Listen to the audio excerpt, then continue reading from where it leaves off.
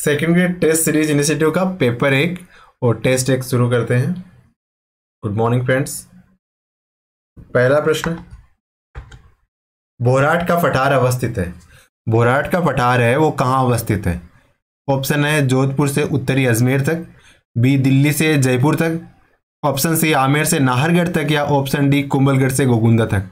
Option E है इनमें से कोई नहीं, लेकिन ऑप्शन ई सारे प्रश्नों में इनमें से कोई नहीं ही रहेगा, इसलिए इसको इग्नोर करना है। हमें आइडेंटिफाई हमारा जो उत्तर करना है वो ए, बी, सी और डी में से करना है। ठीक है, तो आप अपना जो उत्तर है उसे अपने जो पेपर लिए है आपने उस पर लिख लीजिए। जैसे आपका किसी का उत्तर ए, बी कुछ भी हो सकता है, ए, बी, सी, डी में से, उसको अपने पेपर पे मार्क कर लीजिए। अब मैं आपको इसका आंसर बता देता हूँ। तो दिल्ली से जोधपुर तो नहीं है और नाहरगढ़ से कुंभलगढ़ भी नहीं है। इसका उत्तर क्या होगा? Option D. क्या उत्तर है? ऑप्शन डी, कुंभलगढ़ से गोगुंदा के बीच में। तो कुंभलगढ़ तो हमें पता ही है कहाँ पे पड़ता है, राजसमंद में, और गोगुंदा कहाँ है? उदयपुर में। तो कुंभलगढ़ से गोगुंदा के बीच में जो एरिया है उसका क्या नाम है? बोराट का पठार। ठीक है, जिसके आंसर जिस पहला क्वेश्चन है, तो इस तरह से पहला क्वेश्चन अगर सही है तो इसमें सही का टिक कर लेंगे, और जिसका पहला क्वेश्चन गलत है तो वो आगे ऐसे गलत का टिक कर लेंगे। ठीक है, नेक्स्ट क्वेश्चन पे चले। हाल ही में चर्चित करौली स्पेशल ईवी जोन कहाँ पर स्थित है? यानी करौली एक इलेक्ट्रॉनिक व्हीकल जोन बनाया गया है रिको द्वारा। ये कहाँ पे बनाया गया है? भिवाड़ी अलवर में बनाया गया है, जोधपुर में बनाया गया है, करौली में बनाया गया है, या धौलपुर में बनाया गया है? जो भी उत्तर है आपका उसे आप अपने पेपर में मार्क कर लीजिए। ठीक है, बता दो उत्तर। तो जोधपुर में तो नहीं है, धौलपुर में नहीं है, ना ही ये करौली में है। इसका उत्तर क्या है? भिवाड़ी अलवर। ठीक है, करौली स्पेशल ईवी जोन कहाँ पर है? भिवाड़ी अलवर के अंदर है। कहाँ पर है? ये हमारा राजस्थान और ये हमारा अलवर। तो यहाँ पे है करौली ईवी जोन। ठीक है, अच्छा, ये जो स्पेशल इंडस्ट्रियल एरिया है ये कौन बनाता है? रिको घोषित करता है। और रिको की स्थापना हमें पता ही है 1980 में रिको की स्थापना हुई थी। रिको की स्थापना कब हुई थी? 1980 में। जिस तरह से ये ईवी जोन बनाया है ना, इलेक्ट्रॉनिक व्हीकल जोन बनाया है, उसी तरह से अलवर में ही एक जापानी जोन, जापानी पार्क भी बना हुआ है। ठीक है, इसी तरह से एक कोरियन पार्क भी अलवर में बना हुआ है। कोरियन पार्क भी कहाँ पे बना हुआ है? अलवर में। जापानी पार्क भी अलवर में बना हुआ है, और कोरियन पार्क है वो भी अलवर में बना हुआ है। तो जापानी पार्क कहाँ है अलवर में? अलवर में जापानी पार्क है, 2 जापानी पार्क है अलवर में एक्चुअली। एक है निमराना में। कहाँ पे? निमराना में। और दूसरा है हमारा गिलोट में। निमराना और गिलोट में जापानी पार्क है। ठीक है, ये रिको द्वारा बनाए गए हैं। और कोरियन पार्क कहाँ है? कोरियन पार्क है गिलोट में। तो हम इसका तात्पर्य क्या हुआ? गिलोट में जापानी पार्क भी है और कोरियन पार्क भी है। ठीक है, तो जिसने भी उत्तरी प्रश्न का ए लगाया था उसका आंसर सही है, और उसके आगे सही वाले 2 के आगे ऐसा सही का टिक कर लेंगे, और जिसका गलत है वो इस तरह से मार्क कर लेंगे। ठीक है, इस तरह से मैं आपको कुछ 4-5 प्रश्नों में इस तरह से लिखने के लिए फोर्स करूंगा, फिर आप इस चीज़ की हैबिचुअल हो जाओगे, तो फिर मैं आपको नहीं कहूँगा और उसी फ्लो में प्रश्नों को चलाते रहेंगे। ठीक, चले नेक्स्ट प्रश्न पर।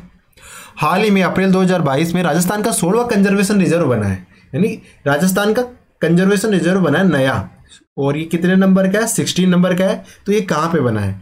साकंबरी में बना है, या रोटू में बना है, मनसा माता झुंझुनू में बना है, या रणखार जालोर बना है? इनमें से कौन सा आइडेंटिफाई करना है हमें? तो जो भी हमारा उत्तर है वो हमें आइडेंटिफाई करना है। तो आप कर लीजिए और अपने पेपर पे मार्क कर लीजिए। ठीक है, आई होप आपने पेपर पे मार्क कर लिया होगा। बता दो उत्तर। ठीक है, तो जो इसका उत्तर है वो क्या है? ऑप्शन डी, जालोर, रणखार जालोर में। यानी रणखार जालोर है वो हमारा 16वां कंजर्वेशन रिजर्व बना है। ठीक है, कितने नंबर का? 16 नंबर का कंजर्वेशन रिजर्व बना है। यानी राजस्थान में कितने, अब हमारे एग्जाम में प्रश्न आता है कि राजस्थान में कितने कंजर्वेशन रिजर्व है, तो हमारा आंसर क्या होगा? राजस्थान में 16 कंजर्वेशन रिजर्व है। कितने कंजर्वेशन रिजर्व है राजस्थान में? 16 कंजर्वेशन रिजर्व है। अब देखो, अब हमसे ये पूछे कि राजस्थान में सबसे ज्यादा कंजर्वेशन रिजर्व किस जिले में है। अगर हमसे पूछे कि राजस्थान में सबसे ज्यादा कंजर्वेशन रिजर्व किस जिले में, तो हमारा उत्तर क्या होगा? हमारा उत्तर होगा झुंझुनू। झुंझुनू होगा।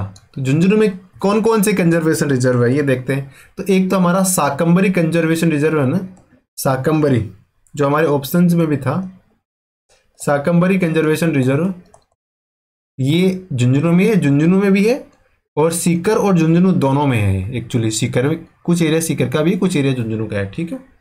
इसके बाद में एक आता है बीड कंजर्वेशन रिजर्व, बीड, तो ये भी झुंझुनू में है। इसके अलावा तीसरा भी है Bansiyal Khetri, Bansiyal Khetri conservation reserve. Bansiyal Khetri ranger का जो कंजर्वेशन रिजर्व है वो इसी नाम से दो कंजर्वेशन रिजर्व है, यानी ये कह सकते हैं कि बंसियाल खेतड़ी कंजर्वेशन रिजर्व 1 और बंसियाल खेतड़ी कंजर्वेशन रिजर्व 2। और उसके बाद में एक और कंजर्वेशन रिजर्व है, उसका नाम है मनसा माता। मनसा माता भी कहाँ पे है? मनसा माता भी झुंझुनू में कंजर्वेशन रिजर्व है। इस तरह से हम देखते हैं कि 16 कंजर्वेशन रिजर्व है, और 16 कंजर्वेशन रिजर्व में से 5 कंजर्वेशन रिजर्व तो कहाँ पे है? हमारे झुंझुनू में है, ठीक है। कहाँ पे है? झुंझुनू में है। अगले प्रश्न पे चले। आई होप आपने अपने आंसर को अपने पेपर पे मार्क कर लिया होगा, और प्लीज मार्क कर लेना, ये आपकी जो स्थिति है उसको प्रेजेंट करने में मदद करेगा, तो प्लीज मार्क करें। अगला प्रश्न है, शहरिया विकास कार्यक्रम के प्रारंभ किए जाने का वर्ष कौन सा है? यानी शहरिया विकास कार्यक्रम है वो किस वर्ष प्रारंभ किया गया था?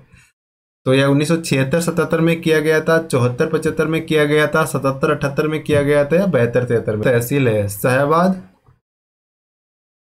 और किशनगंज। कौन सी? शाहबाद और किशनगंज, क्योंकि इन तहसीलों के अंदर जो शहरिया जनजाति है वो ज़्यादातर इन्हीं दो तहसीलों में निवास करती है, और इन तहसीलों के लगभग 432 विलेजेस हैं। 432 गांवों में यह शहरिया विकास कार्यक्रम शुरू किया गया था, ठीक है। इन 432 गांवों में शहरिया विकास नहीं, सॉरी, 435 गांवों में शहरिया विकास कार्यक्रम शुरू किया गया था। 435 विलेजेस में, सॉरी मार्क कर लीजिए, 435 विलेजेस में ये शहरिया विकास कार्यक्रम शुरू किया गया था, और ये शहरिया जनजाति के उत्थान के लिए शुरू किया गया था। तो विदित ही है, शहरिया जनजाति के उत्थान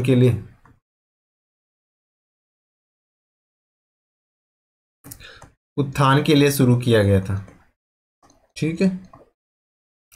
नेक्स्ट क्वेश्चन पे चले। बलवंत राय मेहता समिति संबंधित थी, जो हमारे बलवंत राय मेहता समिति है ये किससे संबंधित थी? आपके ऑप्शन है सामुदायिक विकास कार्यक्रम, ग्रामीण विकास, पंचायती राज संस्थाएं, या फिर लोकतांत्रिक विकेंद्रीकरण। इनमें से जो भी आंसर है अपने पेपर पे मार्क कर लीजिए। बता दो उत्तर। तो इसका उत्तर होगा सामुदायिक विकास कार्यक्रम। क्या उत्तर होगा? सामुदायिक विकास कार्यक्रम, ठीक है। एक्चुअली जो सामुदायिक विकास कार्यक्रम है ना, विकास कार्यक्रम, ये 1952 में शुरू किया गया था। कब शुरू किया गया? 1952 में शुरू किया गया था। 1952 की अगर डेट भी देखें तो 2 अक्टूबर 1952 को सामुदायिक विकास कार्यक्रम शुरू किया गया था। और इसी तिथि को यानी 2 अक्टूबर को 1953 में एक और कार्यक्रम शुरू किया गया जो इसी से संबंधित था, या इसी से मिलता जुलता था। राष्ट्रीय प्रसार सेवा कार्यक्रम, राष्ट्रीय प्रसार सेवा कार्यक्रम, क्या नाम है? राष्ट्रीय प्रसार सेवा कार्यक्रम। ये 1953 में 2 अक्टूबर को ही शुरू किया गया, ठीक है। सामुदायिक विकास कार्यक्रम 1952 में शुरू किया गया 2 अक्टूबर 1952 को, और राष्ट्रीय प्रसार सेवा कार्यक्रम 1953 में 2 अक्टूबर को शुरू किया गया। लेकिन ये दोनों कार्यक्रम इतने सफल नहीं हो पाए। तो ये मूल्यांकन करने के लिए कि इन कार्यक्रमों के असफल होने का कारण क्या है, एक समिति की स्थापना की गई, और वो समिति थी बलवंत राय मेहता समिति, ठीक है। समझ गए बात को? अब इस समिति का गठन कब किया गया? तो इस समिति का गठन किया गया था 1957 में। अगर और डीपली जानना है, 1957 में इस समिति को बलवंत राय मेहता समिति की स्थापना कब की गई? 1957 में की गई। और अगर और डीपली जानना है कि इसकी स्थिति को की गई, तो ये 16 जनवरी 1957 को की गई। 16 जनवरी 1957 को बलवंत राय मेहता समिति की स्थापना की गई। सामुदायिक विकास कार्यक्रम और राष्ट्रीय प्रसार सेवा कार्यक्रम का मूल्यांकन करने के लिए, इनकी सफलताओं के कारण पता करने के लिए ये समिति की स्थापना करी गई। और इस समिति ने 1957 में 24 नवंबर 1957 को अपनी रिपोर्ट सौंप दी। ठीक, यानी नवंबर 1957 में इस समिति ने अपनी रिपोर्ट सौंप दी थी। ठीक है, तो हमारा उत्तर क्या हुआ? सामुदायिक विकास कार्यक्रम से संबंधित थी यह समिति। नेक्स्ट प्रश्न पे चले। राजस्थान के किस भाग में हाड़ौती पठार स्थित है? यानी राजस्थान के किस भाग में हाड़ौती का पठार स्थित है? दक्षिणी पूर्वी, दक्षिणी पश्चिमी, उत्तर पश्चिमी या उत्तर पूर्वी? कौन से भाग में है? आपका जो भी उत्तर है मार्क कर दीजिए। ठीक है, उत्तर बता देता हूं मैं आपको।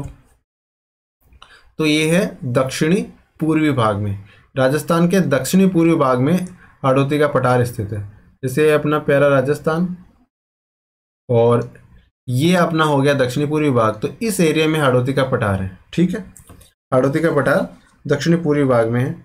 और ये दक्षिणी पूर्वी भाग है ना राजस्थान का, जो पठारी क्षेत्र है, ये 6.49% एरिया राजस्थान का घेरा हुआ है। कितना एरिया घेरा हुआ है? 6.49%। 3,42,239 वर्ग किलोमीटर एरिया है हमारा टोटल राजस्थान का कुल क्षेत्रफल। उसमें से 6.49% एरिया ये पठारी क्षेत्र है। ठीक है, और ये किसका भाग है? हाड़ौती का पठार है, ये किसका भाग है? तो ये विंध्यन कगार भूमि है ना, विंध्यन कगार भूमि, विंध्यन कगार भूमि इसका भाग है। विंध्यन कगार भूमि का भाग है। और कौन कौन से जिले जाते हैं? कोटा, बूंदी, झालावाड़ और बारां। ठीक है, कोटा, बूंदी, बारां और झालावाड़ और बारां, इस तरह से 4 जिले इसके अंदर आते हैं। नेक्स्ट प्रश्न पे चले। गोडवाड़ प्रदेश किस बेसिन को कहते हैं? गोडवाड़ प्रदेश है ना, वो किस बेसिन को कहते हैं? चंबल बेसिन को, लूनी बेसिन को, माही बेसिन को या छप्पन बेसिन को?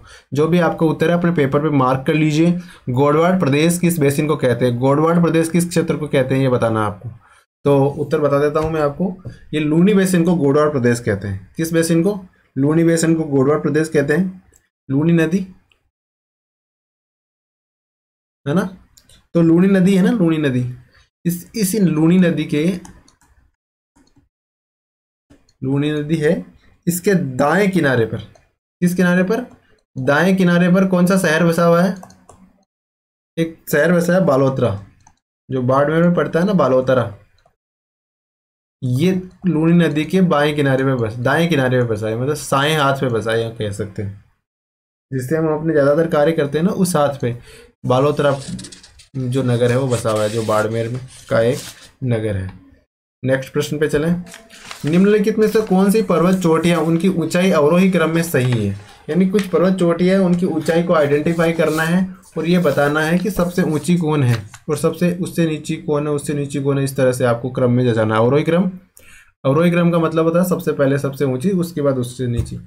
तो ले लीजिए आप अपना टाइम, क्योंकि थोड़ा सा प्रश्न है, टेक्निकल प्रश्न है, इसके अंदर आपको थोड़ा समय देना पड़ेगा, देखना पड़ेगा कि कौन सी चोटी कितनी ऊंची है, और उस तरह से बाद में उनका आपस में कंपैरिजन भी करना पड़ेगा। ठीक है, तो मैं आपको थोड़ा सा 10 सेकंड ज़्यादा देता हूँ इस प्रश्न में। आई होप आपने अब तक उत्तर लगा लिया होगा इसका, क्योंकि सबसे बड़ी चोटियाँ यही है राजस्थान की, ये सारी इसमें शामिल की गई है, एक दो को छोड़ के। तो हमारा उत्तर होगा ऑप्शन डी। कौन सा ऑप्शन? ऑप्शन डी हमारा उत्तर होगा। शेर, दिलवाड़ा, जरगा और अचलगढ़। देखिए शेर की ऊंचाई कितनी है? 1597। 1597 शेर हो गई। ठीक है, फिर दिलवाड़ा की कितनी है? 1442। ठीक है, उसके बाद जरगा की कितनी है? 1431। जरगा की ऊंचाई कितनी है? 1431। और अचलगढ़ की कितनी ऊंचाई? 1380। यानी 1597 किलोमीटर हो गई शेर, दिलवाड़ा होगी 1442 मीटर, जरगा होगी 1431 मीटर और अचलगढ़ होगी 1380 मीटर। इस तरह से हमारा ऑप्शन हो गया डी सही। और जिसने भी डी लगाया उसका आंसर सही होगा। ये थोड़ा सा टेक्निकल क्वेश्चन था, मुझे नहीं लगता इसमें सारों ने सही किया होगा, कईयों ने गलत भी किया होगा। तो कहीं ना कहीं दिलवाड़ा और जरगा में कंफ्यूज हो जाते हैं लोग बाग, कई जरगा और अचलगढ़ में हो जाते हैं। इस तरह से ये थोड़ा सा कंफ्यूजिंग क्वेश्चन था। आपको क्वेश्चन मिक्स मिलेंगे, सरल भी मिलेंगे, मध्यम भी मिलेंगे और हार्ड भी मिलेंगे। ठीक है, तो आप घबराइए नहीं। जो ये सोच रहे हैं कि बहुत सरल प्रश्न है, इनको करके क्या करूंगा, तो उनके लिए भी प्रश्न है। और जो अगले प्रश्न पे चलते हैं। राजस्थान में ड्यून मुक्त ट्रैक्ट पाया जाता है, यानी वहां पे जो सैंड ड्यून होते हैं ना, बालू का स्तूप, वो नहीं पाए जाते। वो वाला एरिया इनमें से कौन सा है? पाली, जालौर, बाड़मेर, जयपुर, बीकानेर, जैसलमेर, फड़ौदी, पोखरण, जोधपुर, नागौर, चूरू, सीकर, हनुमानगढ़, गंगानगर, झुंझुनू, जयपुर। तो ड्यून वाला, ये तो रटा रटाया चीज है कि फड़ौदी और पोखरण के बीच में जो एरिया है वो वहाँ ड्यून नहीं है। तो इसका उत्तर ऑप्शन बी हो जाएगा। जिसने भी ऑप्शन बी लगाया है उसका सही है। तो हमारा जो रेगिस्तान है उसके 100% में बालू का स्तूप नहीं पाए जाते। इसका जो 41.5% एरिया है इसमें बालू का मुक्त है, बालू का स्तूप मुक्त है। और फिर कितना बच गया? 58.5% एरिया है वो युक्त है। ठीक है, और अगर एरिया वाइज बात करें कि बालू का स्तूप मुक्त क्षेत्र कितना है, तो 85,660 वर्ग किलोमीटर, इतना बालू का स्तूप मुक्त क्षेत्र है रेगिस्तान का। कितना? 85,660 वर्ग किलोमीटर, इतना एरिया सैंड ड्यून मुक्त ट्रैक्ट है। न्याय पंचायत का विकास पंचायत से अलग निकाय के रूप में रखा जाना चाहिए, यानी जो न्याय पंचायत है उसको विकास पंचायत से अलग निकाय के रूप में रखा जाना चाहिए। ये किसने कहा था? न्याय पंचायत को जो राजनीतिक पंचायत है उसे अलग रखना जाना चाहिए, किसने कहा था? एमएल सिंघवी समिति ने कहा था, जीवी राव समिति ने कहा था, थुंगन समिति ने कहा था या अशोक मेहता समिति ने कहा था? एमएल सिंघवी समिति, जीवी राव समिति, थुंगन समिति या अशोक मेहता समिति? इसका आंसर अपने पेपर पे मार्क कर लीजिए। जो भी इसका आंसर आपने लगाया है, जो सोचा है, उसको पेपर पे मार्क कर दीजिए। तो हमारा उत्तर क्या निकल के आ रहा है? अशोक मेहता समिति। यानी जो राजनीतिक कार्य करती है और न्याय का कार्य करती है पंचायत समिति स्तर पे, उनको अलग अलग रखना चाहिए। ऐसी रिकमेंडेशन किसने दी थी? ये दी थी अशोक मेहता साहब ने। किसने दी? अशोक मेहता साहब ने ये रिकमेंडेशन दी थी। अच्छा, अशोक मेहता समिति है ना। इस समिति की स्थापना कब हुई थी? तो दिसंबर 1977 में। दिसंबर 1977 में अशोक मेहता समिति की स्थापना हुई थी। ठीक है, और इसने अपनी रिपोर्ट कब सौंपी? इसने अपनी रिपोर्ट सौंपी अगस्त 1978 में। अगस्त 1978 में इसने रिपोर्ट सौंपी। यानी अशोक मेहता समिति की स्थापना दिसंबर 1977 में हुई और उसने अपनी रिपोर्ट सौंपी अगस्त 1978 में। ठीक है, और इसने अपनी रिपोर्ट में 132 रिकमेंडेशन करी थी। कितनी रिकमेंडेशन करी थी? कितनी रिकमेंडेशन करी थी? 132 रिकमेंडेशन करी थी इसने। अशोक मेहता समिति दिसंबर 1977 में स्थापित की गई थी। अगस्त 1978 में इसने अपनी रिपोर्ट सौंपी और 132 ने रिकमेंडेशन करी थी। ठीक है, चले नेक्स्ट क्वेश्चन पे। जिसने भी ऑप्शन नंबर डी चुना है उसका आंसर सही है। भारतीय संविधान के किस अनुच्छेद में, प्रश्न नंबर 11, भारतीय संविधान के किस अनुच्छेद में प्रारंभ में पंचायतों के संबंध में प्रावधान किए गए हैं? भारतीय संविधान के किस अनुच्छेद में प्रारंभ में पंचायतों के संबंध में प्रावधान किए गए थे? यानी सबसे पहले पंचायतों के संबंध में प्रावधान संविधान में कहाँ किए गए थे? बाद में तो चलो उसमें एड ऑन किया गया, लेकिन प्रारंभ में मूलतः संविधान में पंचायतों से संबंधित प्रावधान थे वो किस अनुच्छेद में थे? तो आर्टिकल 36, आर्टिकल 32, आर्टिकल 40 या आर्टिकल 39, इनमें से जो भी आपका आंसर है उसे मार्क कर लीजिए। ठीक है, आपने मार्क कर लिया होगा, मैं आपको आंसर बता देता हूँ। तो इसका उत्तर होगा आर्टिकल नंबर 40, यानी 40। आर्टिकल नंबर जो 40 है, अनुच्छेद 40 है, इसमें पंचायतों के संबंध में प्रावधान किए गए थे कि राज्य मतलब अपने जो पावर्स है उनको डिसेंट्रलाइज करेगा, विकेंद्रीकरण करेगा, ऐसी बात करी गई थी। ये गांधीवादी दृष्टिकोण है और इसी गांधीवादी दृष्टिकोण को ध्यान में रखते हुए बाद में 73वां और 74वां संविधान संशोधन किया गया ना। ठीक है, कौन सा? 73 और 74 नंबर का जो संविधान संशोधन है वो आर्टिकल नंबर 40 को ध्यान में रखते हुए किए गए थे। और एक कैसा दृष्टिकोण है? गांधीवादी दृष्टिकोण है। यानी गांधी भी चाहते थे कि पावर है ना, पावर, सत्ता, उसका डिसेंट्रलाइजेशन हो, यानी विकेंद्रीकरण हो। उसका क्या हो? विकेंद्रीकरण हो। और इस संबंध में भारतीय संविधान में जो हमारे नीति निर्देशक तत्व है उसमें 40 नंबर का जो आर्टिकल है वो पंचायतों के संबंध में प्रावधान करता था। चले नेक्स्ट क्वेश्चन पे। निम्नलिखित में से किस स्थल से जाख बाबा की प्रतिमा प्राप्त हुई है? यानी जाख बाबा की प्रतिमा कहाँ से मिली है? बेराट से मिली है, आबानेरी से मिली है, केराडू से मिली है, नोह से मिली है? जाख बाबा की प्रतिमा कहाँ से मिली है? आपका जो उत्तर है पे अपने पेपर पे मार्क कर लीजिए, बेराट, आबानेरी, केराडू या नोह। तो इसका उत्तर होगा नोह। यानी जाख बाबा की प्रतिमा कहाँ से मिली है? नोह से जाख बाबा की प्रतिमा मिली है। कहाँ से? जाख बाबा की प्रतिमा नोह से मिली है। ठीक है, नोह कहाँ पड़ता है? नोह पड़ता है भैया भरतपुर में। कहाँ पड़ता है नोह? भरतपुर में पड़ता है नोह। ठीक है, नेक्स्ट क्वेश्चन पे चले। डोडिया क्या है? डोडिया क्या है बताओ, क्या है इनमें से? जैसलमेर राज्य का प्राचीन सिक्का है, या कोई चादर है, या स्त्रियों का कान का पहनने का कोई आभूषण है, या फिर ओढ़ने का कोई वस्त्र है? जो भी आपका आंसर है अपने पेपर पे मार्क करें और लिखें। बता दो अब आंसर। तो डोडिया है वो जैसलमेर राज्य का प्राचीन सिक्के हैं। जैसलमेर राज्य के प्राचीन सिक्के हैं डोडिया। क्या है डोडिया? जैसलमेर राज्य के प्राचीन सिक्के, जैसलमेर के। ठीक है, तो एक तो डोडिया हो गया, इसके अलावा भी डोडिया चलते थे। डोडिया, पहली बात तो डोडिया ना तांबे का सिक्का होता था। कैसा सिक्का होता था? तांबे का सिक्का होता था डोडिया। इसका सिक्का होता था, तांबे का सिक्का होता था डोडिया। ठीक है, इसके अलावा अक्खे शाही नाम का सिक्का एक जैसलमेर में चलता था, अक्खे शाही। और अक्खे शाही के अलावा एक मोहम्मद शाही नाम का सिक्का जैसलमेर में चलता था, मोहम्मद शाही। यानी अक्खे शाही नाम का सिक्का चलता है, मोहम्मद शाही नाम का सिक्का जैसलमेर में चलता था। ठीक है, और तो जिसने भी ए आंसर मार्क किया उसका आंसर सही है, बाकी गलत होंगे। अगला प्रश्न है, भारत में अंतरिम सरकार की स्थापना कब हुई थी? भारत में अंतरिम सरकार की स्थापना कब हुई थी? तो 2 सितंबर 1946 को हुई थी, 12 नवंबर 1946 को हुई थी, 6 अक्टूबर 1946 को हुई थी, या 15 सितंबर 1946 को हुई थी? कब हुई थी भारत में अंतरिम सरकार की स्थापना? ये बताना आपको।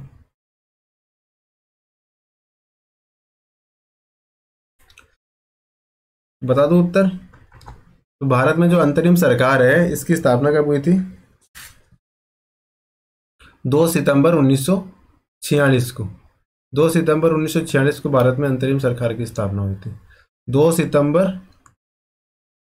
1946, यानी 2-9-46, दोनों 46, या इसको ऐसे लिख सकते हैं, दोनों 46 अंतरिम सरकार। ठीक है, जब अंतरिम सरकार बनी थी तो इसमें कुल कितने मंत्री थे? 14 मंत्री थे। कितने मंत्री थे? 14 मंत्री थे।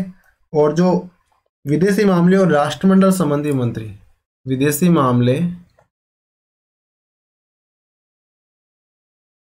और राष्ट्रमंडल संबंधी मंत्री कौन बना था?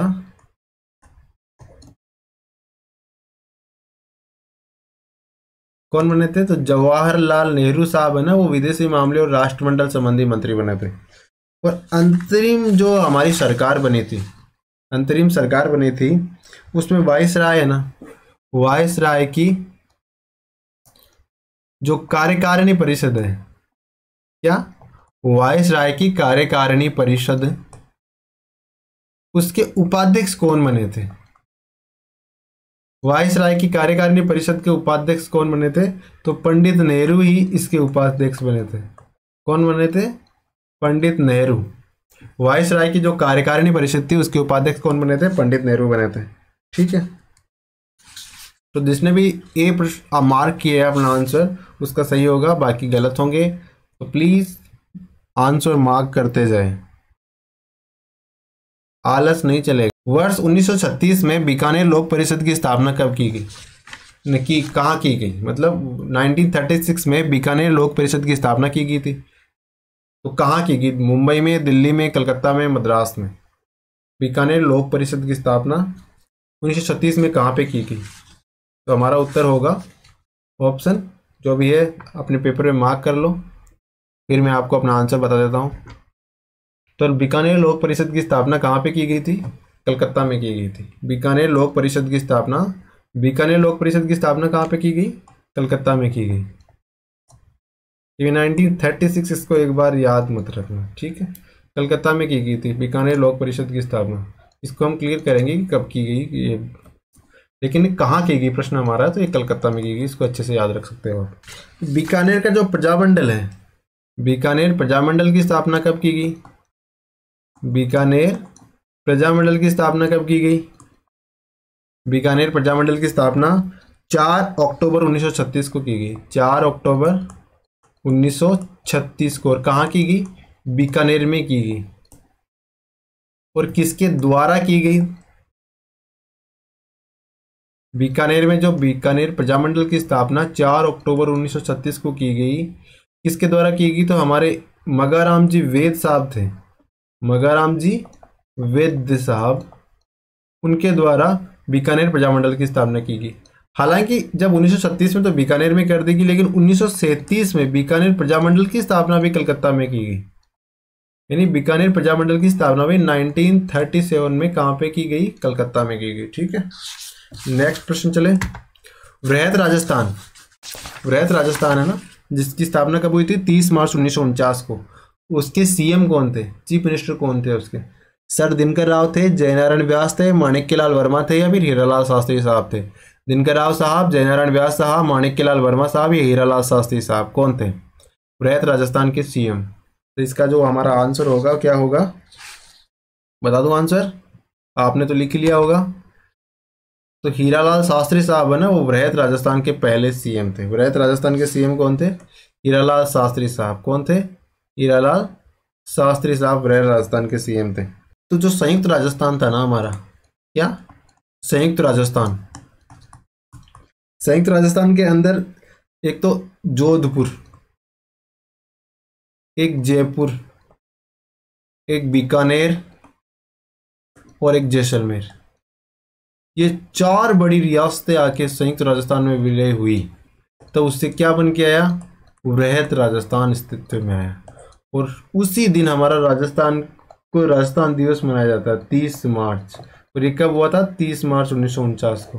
तो जो सीएम बने थे तो वो तो बने थे हीरालाल शास्त्री साहब। ठीक है, और इसका एक ठिकाना भी था भैया, ठिकाना भी याद कर रखने ना, एक लावा नाम का ठिकाना था, वो भी इसी दिन 30 मार्च 1949 को ही संयुक्त राजस्थान में विलय किया, और बन के जो नया भौगोलिक क्षेत्र बन के आया उसका नाम था वृहत राजस्थान। और इसका उद्घाटन किसने किया? उद्घाटन किसने किया? यानी 30 मार्च को उद्घाटन किसने किया था? तो हमारे पटेल साहब है ना, वल्लभ भाई पटेल साहब, पटेल साहब ने इसका उद्घाटन किया था। ठीक है, किसने उद्घाटन किया? पटेल साहब ने। इसके जो महाराज प्रमुख बनाए गए, महाराज प्रमुख कौन बने? महाराज प्रमुख बने थे भूपाल सिंह। भूपाल सिंह ये उदयपुर के जो राणा थे, राणा भूपाल सिंह। फिर जयपुर के जो मान सिंह थे वो राज प्रमुख बने, मान सिंह। और इसके बाद में उपराज प्रमुख तो पता ही है, भीम सिंह थे कोटा के। कोटा के जो भीम सिंह थे वो उपराज प्रमुख बने थे। ठीक है, तो इस तरह से हमारा आंसर हो गया ऑप्शन नंबर डी। जिसने भी ऑप्शन नंबर डी मार्क किया है उसका आंसर सही है। चलो नेक्स्ट क्वेश्चन पे। वंश भास्कर के रचयिता कौन है? वंश भास्कर नाम की किताब किसने लिखी है? ये कह सकते हैं शिवदान गौतम साहब ने लिखी है, सूर्यमल मिश्रण साहब ने लिखी है, कर्णिदान ने लिखी है, फिर पुंडरीक रत्नाकर ने लिखी है। तो आपका जो भी उत्तर है वो अपने पेपर पे मार्क कर लीजिए, लिख लीजिए। अब मैं आपको आंसर बता देता हूँ। वंश भास्कर के रचयिता तो हमें पता ही है, जो सूर्यमल मिश्रण साहब है, इन्होंने वंश भास्कर नाम की किताब लिखी है। वंश भास्कर नाम की किताब किसने लिखी है? सूर्यमल मिश्रण साहब ने। अच्छा, सूर्यमल मिश्रण के अलावा कुछ और भी किताबें हैं जो भी बहुत महत्वपूर्ण है। जैसे एक तो वीर सतसई है उनकी, वीर सतसई, क्या नाम है? वीर सतसई, ये सूर्यमल मिश्रण साहब की किताब है। एक है धातु रूपावली, धातु रूपावली, ये भी सूर्यमल मिश्रण साहब की है। तीसरी है सती रासो, सती रासो, ये भी सूर्यमल मिश्रण की है।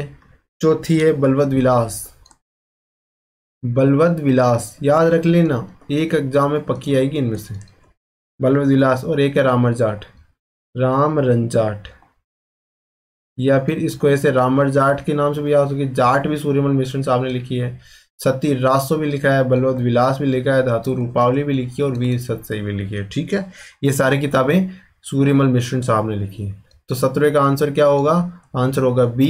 जिसने भी अपना आंसर बी मार्क किया 17 का वो तो लगाएगा सही, और 17 का जो अगर बी सी के अलावा कुछ भी किया है तो वो लगाएंगे गलत। बी के अलावा कुछ भी लिखा है वो गलत लगाएंगे। चलो नेक्स्ट क्वेश्चन पे। ठीक है, 1857 की क्रांति के समय करौली के शासक कौन था? जब 1857 की क्रांति हुई थी उस समय करौली का शासक कौन था? धर्मपाल, गोपाल, मदनपाल या राम सिंह? तो जो भी आंसर है लिख लीजिए। तो इसका आंसर है मदनपाल। कौन है? मदनपाल। 1857 की क्रांति के समय करौली का शासक है ना मदनपाल था। कौन था? मदनपाल। और मदनपाल ने अंग्रेजों की सहायता की थी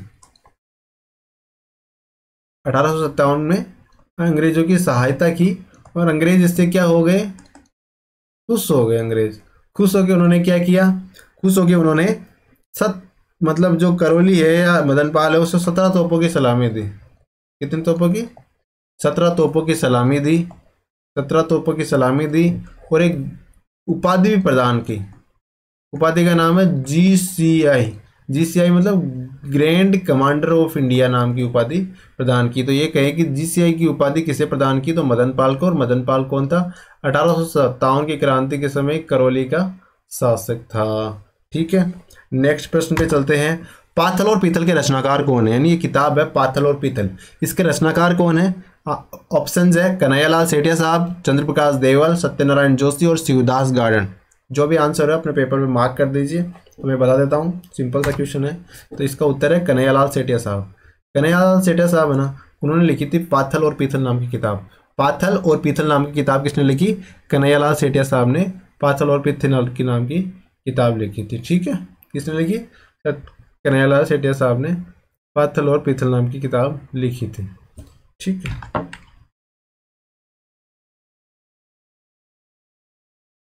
पाथल और पीतल नाम की किताब किसने लिखी? कन्हैयालाल सेठिया साहब ने लिखी। ठीक है, जिसने भी ये आंसर मार्क किया उसका आंसर सही है। तो कन्हैयालाल सेठिया की कुछ और किताबें भी, कन्हैयालाल सेठिया बहुत बड़े हमारे कवि हुए हैं और ये RPSC के फेवरेट कवि भी हैं। तो इनकी कुछ और पुस्तकें या किताबें या फिर कहानियाँ मतलब कविताएं जो भी है उनकी हेडिंग जो भी हम देख लेते हैं। तो धरती धोरा रे इन्होंने लिखा है, बहुत ही सुंदर गीत है धरती धोरा रे। ये कन्हैयालाल सेठिया की है। एक जमीन रा धनी कुणी नाम से है, जमीन रा धनी कुणी नाम से रचना है। ये भी कन्हैयालाल सेठिया साहब की है। धरती धोरारी कन्हैयालाल सेठिया साहब की है। जमीन रा धनी कुणी ये भी कन्हैयालाल सेठिया साहब की है। एक शब्द हो गया अपना, एक बाद में इसके बाद में देखते शब्द भी इनकी है। एक लीलटांस नाम की किताब है, ये भी इन्होंने लिखी है। और एक है माया ड्रो हेलो। और भी बहुत सारी लिखी है इन्होंने, लेकिन सारी तो याद करना मुश्किल है। लेकिन जो इनकी प्रमुख रचनाएं हैं, धरती धोरारी का तो स्पेशल ध्यान रखना, बहुत ही सुंदर गीत है। पढ़ना कभी आप, तो आपको इतना गर्व होगा ना इस पे। और ये किसने लिखी है? कन्हैयालाल सेठिया साहब ने लिखी है। अगले प्रश्न पे चलते हैं। जो जिसने भी ए लगाया ना उसका आंसर सही होगा, बाकी गलत। इसका आंसर होगा क्वेश्चन में ना इसको मलिक अंबर। जहांगीर ने दलथम्मन की उपाधि किसे दी थी? भारमल को, राज सिंह को, जय सिंह को या गज सिंह को? जो भी आपका उत्तर है अपने पेपर पे मार्क कर लीजिए।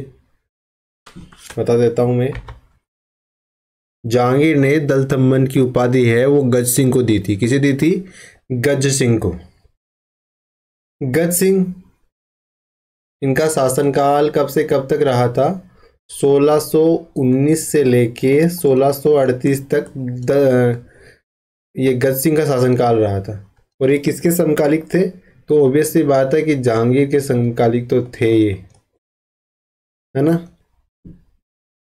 और दलथम्बन शब्द का मतलब हमें पता ही है कि फौज को रोकने वाला, फौज को रोकने वाला होता है ना, उसे क्या कहते हैं?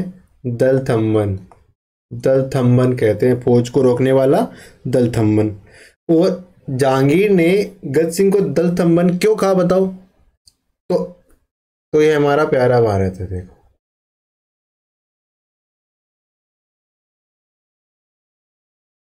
और ये साउथ, अब मुगल्स यहां से शासन करते थे। और इस तरफ में एक व्यक्ति था मलिक अंबर। मलिक अंबर जो साउथ में उसका शासन था, उसको किसने हराया था? गज सिंह ने हराया था। और मलिक अंबर को हराने के कारण जहांगीर ने गज सिंह को दलथंबन की उपाधि प्रदान की गई थी। ठीक है, तो जिसने भी डी गज सिंह लगाया उसका आंसर सही है। नेक्स्ट क्वेश्चन पे चलते हैं।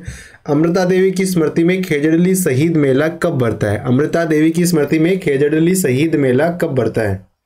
हमारे ऑप्शन है भाद्रपद शुक्ल सप्तमी, भाद्रपद शुक्ल नवमी, दसवीं या एकादशी। तो कौन सा है आंसर? खेजड़ली शहीद मेला। तो जिसने भी आंसर भाद्रपद शुक्ल दसवीं लगाया है ना उसका आंसर सही है। तो अगला प्रश्न पे चले। दुर्गादास राठौड़ की छतरी किस राज्य में है? दुर्गादास राठौड़ है, उनकी छतरी किस राज्य में? एमपी, यूपी, बिहार या गुजरात? जहाँ पे आंसर मार्क कर लीजिए, आंसर बता देता हूँ मैं। तो दुर्गादास राठौड़ साहब की छतरी कहाँ पे है? मध्य प्रदेश में, एमपी में है। राठौड़ साहब की छतरी कहाँ है? दुर्गादास राठौड़ की ये है मध्य प्रदेश में। तो एक्चुअली दुर्गादास राठौड़ ने जोधपुर राज्य के लिए बहुत कुछ किया, इसके बावजूद उनको वहां से देश निकाला दे दिया गया।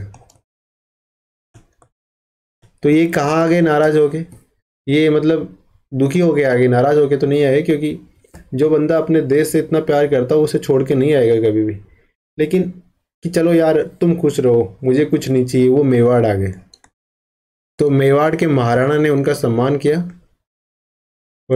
किया और उन्होंने एक तो दुर्गादास राठौड़ साहब को एक जागीर दी, विजयपुर की जागीर दी। चित्तौड़ से थोड़ा आगे पड़ता है, लगभग 70 किलोमीटर के आसपास, 50 किलोमीटर के आसपास विजयपुर, वहाँ की जागीर दी। और साथ ही रामपुरा जगह है, वहाँ का हाकिम नियुक्त किया इन्हें। तो एग्जाम में प्रश्न आ सकता है कि दुर्गादास राठौड़ को मेवाड़ में कहाँ का हाकिम नियुक्त किया गया? तो रामपुरा का। और जागीर कहाँ की दी थी? तो विजयपुर की जागीर दी थी। ठीक है, नेक्स्ट प्रश्न पे चले। जिसने भी एमपी आंसर मार्क किया था 22वें क्वेश्चन का, उसका आंसर सही है। भोगीलाल पांड्या, हरदेव जोशी, शिवलाल कोटड़िया किस प्रजामंडल से संबंधित है? भोगीलाल पांड्या, हरदेव जोशी और शिवलाल कोटड़िया किस प्रजामंडल से संबंधित थे? डूंगरपुर, अजमेर, बीकानेर और जयपुर। भोगीलाल पांड्या के नाम से ही पता चल जाता है क्या था। आंसर बता देता हूँ, आपने मार्क कर ही लिया होगा। इसको सही गलत बता देना, एकदम ईमानदारी से सही या गलत लगाना है। तो हमारा आंसर क्या हो जाएगा? डूंगरपुर। भोगीलाल पांड्या, हरदेव जोशी, शिवलाल कोटड़िया ये सारे किससे संबंधित थे? डूंगरपुर प्रजामंडल से संबंधित थे। ठीक है, भोगीलाल पांड्या को तो हमें पता ही है, वागड़ के गांधी कहलाते हैं। ठीक है, और इन्होंने वागड़ सेवा मंदिर की स्थापना की, बहुत काम किया उन्होंने उस क्षेत्र के लिए। वागड़ सेवा मंदिर की स्थापना करी। फिर इन्होंने हरिजन सेवा समिति की स्थापना करी। ठीक है, किसने? भोगीलाल पांड्या साहब ने। हरदेव जोशी भी यहीं से संबंधित थे, शिवलाल कोटड़िया भी यहीं से, इसी प्रजामंडल से संबंधित थे। ठीक है, नेक्स्ट प्रश्न पे चले। तो जिसने भी ए आंसर लगाया था उसका आंसर सही है, ये तो ज़्यादातर का सही होगा। ट्रेंच कमीशन का संबंध किस किसान आंदोलन से है? 24वां प्रश्न है हमारा। ट्रेंच कमीशन का संबंध किस किसान आंदोलन से है? अलवर से, बिजोले से, बूंदी से या बेगू से? ठीक है, मार्क कर लीजिए आपका आंसर। तो इसका आंसर होगा बेगू से। ट्रेंच कमीशन का संबंध किसान आंदोलन से है, तो बेगू किसान आंदोलन से ट्रेंच कमीशन का संबंध है। तो बेगू किसान आंदोलन की शुरुआत कब हुई थी? तो मई का महीना था, 1921 की साल थी। तब मेनाल में एक जगह है हीराकुंड, पर्टिकुलर जगह है हीराकुंड, उस हीराकुंड से इस बेगू किसान आंदोलन की शुरुआत हुई थी। एक्चुअली ये बिजोलिया था ना, उसी से प्रभावित क्षेत्र था ये बेगू, कि भाई बिजोले के किसान कुछ कर रहे हैं तो हम क्यों नहीं कर सकते। तो उन्होंने भी कुछ मतलब पॉजिटिव करना शुरू किया, किसानों को आवाज़ को उठाना शुरू किया। ठीक है, तो मेनाल के हीराकुंड से मई 1921 में इस आंदोलन की शुरुआत हुई। और इसी आंदोलन के आगे क्रम में जब ये बड़ा रूप लेने लगा, तब 13 जुलाई 1923 को एक भीषण हत्याकांड हुआ, जिसे गोविंदपुरा गांव की घटना कहते हैं। क्या कहते हैं? गोविंदपुरा गांव की घटना कहते हैं। और जिसमें रूपा जी और कृपा जी धाकड़ नाम के किसान हैं, वो शहीद हो गए थे। ठीक है, तो ट्रेंच कमीशन का संबंध किस किसान आंदोलन से है? बेगू किसान आंदोलन से है। और जिसने भी डी मार्क लगाया है अपना आंसर, उसका आंसर सही होगा। ठीक है, नेक्स्ट प्रश्न पे चलते हैं। अक्षय तृतीया किस शहर का स्थापना दिवस है? अक्षय तृतीया है वो किस शहर का स्थापना दिवस है? बीकानेर, जयपुर, कोटा और उदयपुर। यानी अक्षय तृतीया जिस दिन आकातीज कहते हैं ना हमें, जिस दिन बहुत सारे सावे होते हैं, अबूझ सावाए, बहुत सारे विवाह होते हैं। और बहुत पहले के ज़माने में तो बहुत सारे बाल विवाह होते थे। तो किस शहर की स्थापना हुई थी इस दिन? तो बीकानेर शहर की स्थापना हुई थी। जिसने बीकानेर आंसर किया है उसका आंसर सही है, बाकी गलत है। तो बीकानेर शहर की स्थापना कब हुई? बीकानेर शहर की स्थापना कब हुई थी?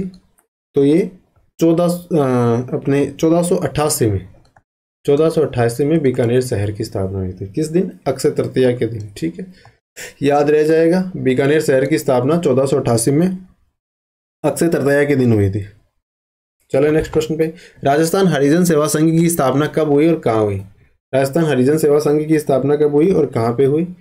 जयपुर में 1934 में, अजमेर में 1935 में, या फिर अजमेर में 1934 में और जयपुर में 1935 में? तो इसका आंसर होगा अजमेर में 1934 में। राजस्थान हरिजन सेवा संघ, राजस्थान हरिजन सेवा संघ की स्थापना कब हुई? अजमेर में हुई और 1934 में। राजस्थान हरिजन सेवा संघ की स्थापना कब हुई? अजमेर में 1934 में हुई। तो जिसने भी सी आंसर मार्क किया है उसका आंसर सही है, बाकी गलत है। संत जाम्बोजी की समाधि कहाँ पर है? संत जाम्बोजी उनकी समाधि कहाँ पे? लालसर में, मुकाम में, धोधसर में या बालसर में? तो आंसर आपने मार्क कर ही लिया होगा, मैं बता देता हूँ। इसका आंसर है मुकाम में। संत जाम्बोजी की समाधि है वो मुकाम में है। संत जाम्बोजी की समाधि कहाँ पे? मुकाम तड़ावा में है। तो जाम्बोजी ने ना एक संप्रदाय की स्थापना करी थी 1485 में। कहाँ पे?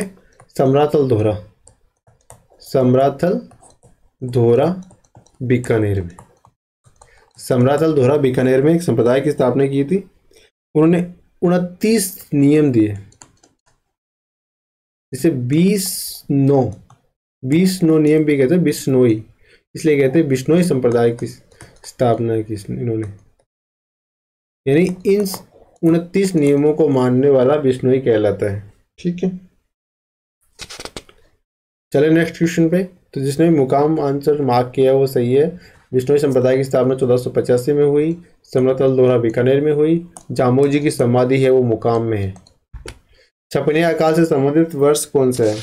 छपनिया अकाल किस वर्ष से संबंधित? तो 1897, 1919, 1901, 1902, 1899, 1900 कौन सा है? जो अभी आंसर है बता दीजिए। तो इसका आंसर है 1899, 1900। छपनिया अकाल किस साल से संबंधित है? छपनिया अकाल 1899, 1900 से संबंधित। छपनिया अकाल 1899, 1900 से संबंधित है। चलो काफ़ी समय हो गया है, अब आगे के प्रश्न हम थोड़ी जल्दी में करेंगे क्योंकि हमारा टारगेट है। क्या टारगेट है? 1 आवर पर डे और क्वालिटी क्वेश्चन जो आपकी एग्जाम में आपके 2-3 नंबर तो बढ़ा के रहेंगे, मान के चलिए। वन्य जीव प्रबंधन और रेगिस्तान परितंत्र प्रशिक्षण केंद्र कहाँ पे? बीकानेर में, जोधपुर में, तालछापर चूरू में या लालसोट दौसा में? तो कहाँ पर है? अपना आंसर मार्क कर लीजिए, मैं बता देता हूँ आपका आंसर। तो वन्य जीव प्रबंधन और रेगिस्तान परितंत्र प्रशिक्षण केंद्र है वो तालछापर चूरू में है। वन्य जीव प्रबंधन और रेगिस्तान परितंत्र प्रशिक्षण केंद्र तालछापर चूरू में है। वन्य जीव प्रबंधन और रेगिस्तान परितंत्र प्रशिक्षण केंद्र कहाँ पे है? तालछापर चूरू में है। कहाँ पे है? तालछापर चूरू में है। तो चूरू कहाँ पे? ये चूरू यहाँ पे, तो यहाँ पे तालछापर चूरू में वन्य जीव प्रबंधन और रेगिस्तान परितंत्र प्रशिक्षण केंद्र है। फिर अगला प्रश्न है, तो बता दूं मैं अब आंसर। तो हमारे जो नए मुख्य निर्वाचन आयुक्त बनाए गए हैं वो है मधुकर गुप्ता। कौन है? मधुकर गुप्ता राजस्थान के नए मुख्य निर्वाचन आयुक्त बनाए गए हैं। करंट अफेयर का क्वेश्चन है और करंट अफेयर के 10 के आसपास क्वेश्चन आते हैं एग्जाम में, तो करंट अफेयर की इंपॉर्टेंस बहुत ज़्यादा है। ठीक है, तो याद रखें मुख्य निर्वाचन आयुक्त मधुकर गुप्ता साहब। मुगल काल में अपनी विनाश लीला के लिए प्रसिद्ध राजस्थान की एकमात्र ऐसी नदी जिस पर अकबर ने कई बार पुल बनाने का प्रयास किया था, यानी विनाश बहुत करती थी, अकबर ने इस पे पुल बनाने का भी प्रयास किया। कौन सी नदी थी? साबरमती थी, सूकड़ी थी, लूणी थी या साबी नदी थी? साबरमती, सूकड़ी, लूणी या साबी, कौन सी नदी थी? तो इसका आंसर मार्क कर लिया होगा, मैं बता देता हूँ। इसका आंसर है साबी नदी। साबी नदी पे अकबर ने पुल बनाने का प्रयास किया था और ये इस पे बाढ़ बहुत आती थी। ठीक है, तो इसका आंसर क्या हो जाएगा, ऑप्शन नंबर डी। अगला प्रश्न है, हाल ही में बहुचर्चित ट्रेन प्लेस ऑन व्हील किस वर्ष शुरू की गई थी? यानी प्लेस ऑन व्हील अभी चर्चा में है, तो ये शुरू कब किस साल की गई थी? हमारा प्रश्न है 1986 में, 1983 में, 1984 में या 1982 में। तो प्लेस ऑन व्हील किस वर्ष शुरू की गई थी? ये 1982 में शुरू की गई थी। प्लेस ऑन व्हील कब शुरू की गई? 1982 में, 1982 में। ठीक है, क्या पैलेस ऑन व्हील, यानी व्हील का मतलब होता है पहिए, और पहिए पे पैलेस का मतलब होता है महल, यानी पहिए पे महल, मतलब एक ऐसी रेलगाड़ी जो महल का अनुभव देती हो, एक ऐसी ट्रेन जो मतलब पैलेस का, महल का अनुभव देती हो, वो 1982 में शुरू की गई थी। ठीक है, जो जिसने भी डी मार्क किया उसका सही है। अगला प्रश्न, प्रसिद्ध महिला चित्रकार कमला और इलायची किस चित्रशैली से संबंधित है? कमला और इलायची चित्रकार है वो किस चित्रशैली से संबंधित है? अलवर से, बूंदी से, जयपुर से, नाथद्वारा से? आपका उत्तर मार्क कर ले। अब मैं आपको आंसर बता देता हूं, इसका आंसर है नाथद्वारा। कमला और इलायची जो चित्रकार है वो किस महिला चित्रकार है? एक्चुअली कमला और इलायची ये नाथद्वारा चित्रशैली से संबंधित है। किस चित्रशैली से संबंधित है? नाथद्वारा चित्रशैली से संबंधित है। नाथद्वारा चित्रशैली से संबंधित है। ठीक है, कमला और इलायची, कमला और इलायची। ठीक है, राज्यपाल अपने स्वविवेक के कार्यों के अलावा, मतलब राज्यपाल के जो अपने स्वविवेक के कार्य होते हैं, यानी कुछ कार्य ऐसे होते हैं राज्यपाल को किसी की सलाह से नहीं, वो अपने मन से ही करने पड़ते हैं उसको ऐसी परिस्थितियों में, तो उन कार्यों को तो छोड़ दे। उसके अलावा जो भी कार्य हैं वो किसकी सहायता और सलाह पर करेगा? प्रधानमंत्री की, मंत्रिपरिषद की, मुख्यमंत्री और मंत्रिपरिषद की, या राष्ट्रपति की? तो इसका जो हमारा आंसर क्या होगा, जो भी आंसर अपने मार्क कर लिया होगा, मैं आपको बता देता हूँ, मुख्यमंत्री और मंत्रिपरिषद की सलाह पर अपने स्वविवेक के कार्यों के अलावा जो भी कार्य होंगे इनकी सलाह पे करेगा। मतलब वो खुद चाह के कुछ नहीं कर सकता, मुख्यमंत्री और मंत्रिपरिषद कहेंगे वैसे ही उसको वो कार्य करने पड़ेंगे। हालांकि स्वविवेक वाले कार्य वो अपने विवेक के अनुसार करेगा, उसके मामले में उसको कोई रोक टोक नहीं है। अगला प्रश्न है, राजस्थान में पंचायती राज का औपचारिक उद्घाटन कब हुआ था? राजस्थान में पंचायती राज का औपचारिक उद्घाटन कब हुआ था? 2 अक्टूबर 1960, 2 अक्टूबर 1959, 2 अक्टूबर 1961 या 2 अक्टूबर 1962? जो भी आंसर है मार्क कर लीजिए। ठीक है, बता देता हूँ आंसर। तो इसका आंसर है 2 अक्टूबर 1959। राजस्थान में पंचायती राज का जो औपचारिक उद्घाटन हुआ था बगदड़ी गाँव नागौर से, वो 2 अक्टूबर 1961 को हुआ था। राजस्थान में जिला स्थापन समिति का प्रेसिडेंट कौन होता है? जिला प्रमुख, जिला कलेक्टर, सीईओ या जिला शिक्षा अधिकारी? तो इसका प्रमुख होता है ना जिला स्थापन समिति का, मतलब जो 73वां संविधान संशोधन या 17वां संविधान संशोधन उनके अनुसार पूछ रहा है कि जिला प्रमुख या जिला स्थापन समिति का प्रेसिडेंट यानी अध्यक्ष कौन होता है? जिला स्थापन समिति का जो अध्यक्ष होता है ना वो जिला प्रमुख होता है। कौन होता है? जिला प्रमुख। जिसने जिला प्रमुख मार्क किया वो सही है, बाकी गलत है। राजस्थान मानवाधिकार आयोग की स्थापना कब हुई थी? राजस्थान में मानवाधिकार आयोग की स्थापना कब हुई थी? 2000 में हुई थी, 2001 में हुई थी, 1999 में हुई थी? कब हुई थी? तो राजस्थान में मानवाधिकार आयोग की स्थापना 1999 में हुई थी। जिसने भी अपना आंसर 1999 में मार्क किया है वो सही है। राजस्थान मानवाधिकार आयोग की स्थापना 1999 में हुई थी। हाँ, मतलब अगर सरपंच भी उपस्थित नहीं है, अगर बैठक है इस प्रकार से, अगर ग्राम सभा की बैठक हो रही है और सरपंच साहब नहीं आए, है ना, उप सरपंच साहब भी नहीं आए, अब ये कह रहा है कि अब इस बैठक की अध्यक्षता कौन करेगा? यानी ग्राम सभा की बैठक में सरपंच साहब और उप सरपंच साहब दोनों ही प्रेजेंट नहीं है, तो अब बैठक की अध्यक्षता कौन करेगा? तो इसका आंसर जो भी है वो मार्क कर लीजिए। अब मैं आपको बता देता हूँ, इसका आंसर होगा जिसे ग्राम सभा ने ऐसे प्रायोजन के लिए चुना हो, जिसे ग्राम सभा ने, अगर सरपंच और उप सरपंच दोनों नहीं आए तो ग्राम सभा कोई भी ऐसे व्यक्ति को चुन सकती है कि वो उसकी अध्यक्षता करेगा उस मीटिंग की। तो इस तरीके से हमारा प्रश्न, जिसका भी इसने भी ए आंसर मार्क किया उसका सही है। नीली क्रांति का संबंध किससे? नीली क्रांति का संबंध मछली पालन से, नील उत्पादन से, फलों के उत्पादन से या पेट्रोलियम के उत्पादन से? नीली क्रांति का संबंध किससे? मछली पालन से, नील उत्पादन से, फलों के उत्पादन से, पेट्रोलियम के उत्पादन से?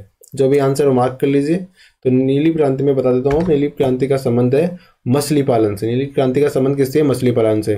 तो जिसने भी मछली पालन आंसर मार्क किया है उसका सही है। नीली क्रांति का संबंध किससे है? मछली पालन से है। नीली क्रांति का संबंध मछली पालन से है ना। नीली क्रांति का संबंध किससे है? मछली पालन से है। बाबा साहब ने किसे संविधान की आत्मा कहा? यानी भीमराव अंबेडकर साहब है ना, उन्होंने संविधान की आत्मा किस अनुच्छेद को कहा है? अनुच्छेद 17 को, 40 को, 13 को या 32 को? तो आपका आंसर मार्क कर लीजिए, मैं बता देता हूँ अब इसका आंसर आर्टिकल नंबर 32। यानी संविधान की आत्मा किसे बताया बाबा साहब ने? आर्टिकल 32। आर्टिकल 32 संवैधानिक उपचारों का अधिकार है ना, संवैधानिक उपचारों का अधिकार, संवैधानिक उपचारों का अधिकार आर्टिकल 32। ठीक है, इसे संविधान की आत्मा बताया किसने? बाबा साहब ने, बाबा साहब भीमराव अंबेडकर साहब ने। ठीक है, नेक्स्ट प्रश्न पे चलें। भारत के संविधान में संसदीय लोकतंत्र की व्यवस्था किस देश से ली गई है? भारत का जो संविधान है उसमें संसदीय लोकतंत्र की व्यवस्था है ना, वो कहाँ से ली गई है? संसदीय लोकतंत्र की व्यवस्था कहाँ से ली गई है? यूएसए से ली गई है, ब्रिटेन से ली गई है, कनाडा से या ऑस्ट्रेलिया से? कहाँ से ली गई है बताइए। ठीक है, अब मैं बता देता हूँ, इसका आंसर है ब्रिटेन। यानी संसदीय लोकतंत्र की जो व्यवस्था है वो ब्रिटेन से ली है हमने। कहाँ से ली है? संसदीय लोकतंत्र की व्यवस्था ब्रिटेन से। यानी जो हमारा संसद, जो हम लोकतंत्र चलाते हैं संसद के माध्यम से, उसी तरह से ब्रिटेन में चलाया जाता है। तो ये व्यवस्था हमने ब्रिटेन से ली है। नीति निर्देशक तत्व कहाँ से लिए? आयरलैंड से लिए हैं। ठीक है, आहट सभ्यता की खोज किसने की और कब की? आहट सभ्यता की खोज किसने करी थी और कब करी? अमलानंद घोष ने 1954 में करी, बीबी लाल ने 57 में करी, बीके तापर ने 58 में करी, अक्षय कीर्ति व्यास ने 53 में करी। तो आहट सभ्यता की खोज किसने करी? अपना आंसर मार्क कर लिया होगा, मैं बता देता हूँ। आहट सभ्यता की खोज करी थी अक्षय कीर्ति व्यास ने 1953 में। अक्षय कीर्ति व्यास ने 1953 में आहट सभ्यता की खोज करी थी। अक्षय कीर्ति व्यास साहब ने 1953 में आहट सभ्यता की खोज करी थी। वेनसांग ने किस नगर के लिए पीलो मोलो शब्द का प्रयोग किया है? वेनसांग है ना, उसने किस शहर के लिए किया, किस नगर के लिए एक शब्द का उपयोग किया? पीलो मोलो। क्या नाम उपयोग किया? पीलो मोलो। तोसली के लिए, मथुरा के लिए, पाटलिपुत्र के लिए, भीनमाल के लिए? अपना आंसर आपने मार्क कर लिया होगा, मैं बता देता हूँ। वेनसांग ने पीलो मोलो शब्द का प्रयोग है वो भीनमाल नगर के लिए किया है। भीनमाल के लिए। कहाँ के लिए किया है? भीनमाल के लिए। ललित विग्रहराज नाटक की रचना किसके द्वारा की गई? ललित विग्रहराज नाटक है, उसकी रचना किसने की थी? भास ने करी, सोमदेव ने करी, कालिदास ने करी या भोज ने करी? ललित विग्रहराज जो नाटक है उसकी रचना किसके द्वारा की गई? भास के द्वारा, सोमदेव के द्वारा, कालिदास के द्वारा या भोज के द्वारा? जो भी आपका आंसर है उसे मार्क कर लीजिए। भास, सोमदेव, कालिदास या भोज? अब मैं आंसर बता देता हूँ, इसका आंसर है सोमदेव। ललित विग्रहराज पुस्तक की रचना किसने करी? सोमदेव ने। सोमदेव ना विग्रहराज के, मतलब विग्रहराज चतुर्थ है ना, विग्रहराज चतुर्थ के दरबारी कवि थे। ठीक है, तो इन्होंने ललित विग्रहराज नामक किताब की रचना करी है, नाटक की रचना करी है। ठीक है, नेक्स्ट पे 1837 में बीजे की पहाड़ी पर अशोक का शिलालेख किसने खोजा? 1837 में बीजे की पहाड़ी पर 1837 में बीजे की पहाड़ी पर अशोक का शिलालेख किसने खोजा था? कैप्टन बर्ट ने खोजा। ये तो आंसर क्लियर हो गया, फिर भी इसको एक आप सही लगा लो सारे बंदे। संप सभा की स्थापना कब की गई? संप सभा की स्थापना गोविंद गिरी ने करी, तो पता ही है, लेकिन कब की गई? 83 में, 1884 में, 1885 में, 1886 में? जो भी आंसर है मार्क कर दीजिए, 83, 84, 85 या 86। तो इसका जो आंसर है क्या है? 1883 में संप सभा की स्थापना की गई। कब की गई? 1883 में संप सभा की स्थापना किसके द्वारा की गई? गोविंद गिरी साहब के द्वारा। गोविंद गिरी के द्वारा संप सभा की स्थापना की गई 1883 में। नेक्स्ट प्रश्न, मेवाड़ प्रजामंडल की स्थापना कब की गई? 24 अप्रैल 1938 को, 24 अप्रैल 1939 को, 24 अप्रैल 1940 को या 24 अप्रैल 1934 को? तो इसका आंसर होगा, मार्क कर लिया होगा, बिल्कुल सही आंसर है आपका। 24 अप्रैल 1938 को मेवाड़ प्रजामंडल की स्थापना हुई। कब हुई? 24 अप्रैल 1938। ठीक है, ये जिसने लगाया वो सही का मार्क कर ले, जो ये नहीं लगाया वो गलत का मार्क कर ले। ठीक है, राणा सांगा और इब्राहिम लोदी के मध्य खातौली का युद्ध हुआ। राणा सांगा के मध्य और इब्राहिम लोदी के मध्य खातौली का युद्ध हुआ था। कब हुआ था? 1816 में हुआ था, 1818 में हुआ था, 1819 में हुआ या फिर 1817 में हुआ? तो इसका आंसर क्या होगा? इसका आंसर होगा 1817 में। यानी खातौली का युद्ध कब हुआ? 1817 में। खातौली के मध्य 18 खातौली का युद्ध 1817 में, सांगा और वर्सेस इब्राहिम लोदी, सांगा और इब्राहिम लोदी के मध्य खातौली का युद्ध 1817 में हुआ। खातौली का युद्ध 1817 में इब्राहिम लोदी और सांगा के मध्य हुआ। अगला प्रश्न है, महान वीरांगना कालीबाई का संबंध किस जिले से है? महान वीरांगना कालीबाई का संबंध किस जिले से है? प्रतापगढ़ से, अजमेर से, दौसा से या डूंगरपुर से?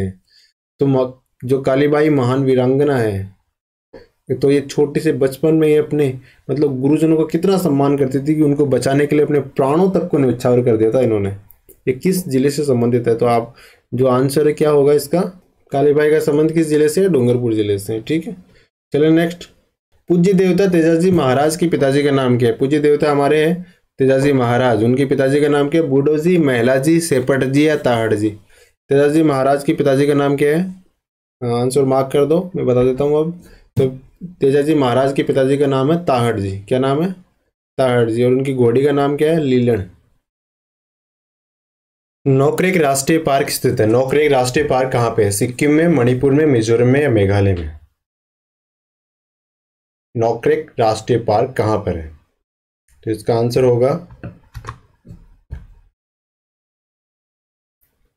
मेघालय। नोकरेक राष्ट्रीय पार्क कहाँ पे है? मेघालय में। नोकरेक राष्ट्रीय पार्क कहाँ पर है? मेघालय में। जिसने भी मेघालय लगाया उसका आंसर सही है। Next question. पीएम कुसुम योजना के तहत, पीएम कुसुम योजना के तहत भारत का पहला सौर ऊर्जा संयंत्र स्थापित किया गया कहाँ पे? पीएम कुसुम योजना के तहत भारत का पहला सौर ऊर्जा संयंत्र कहाँ स्थापित किया गया?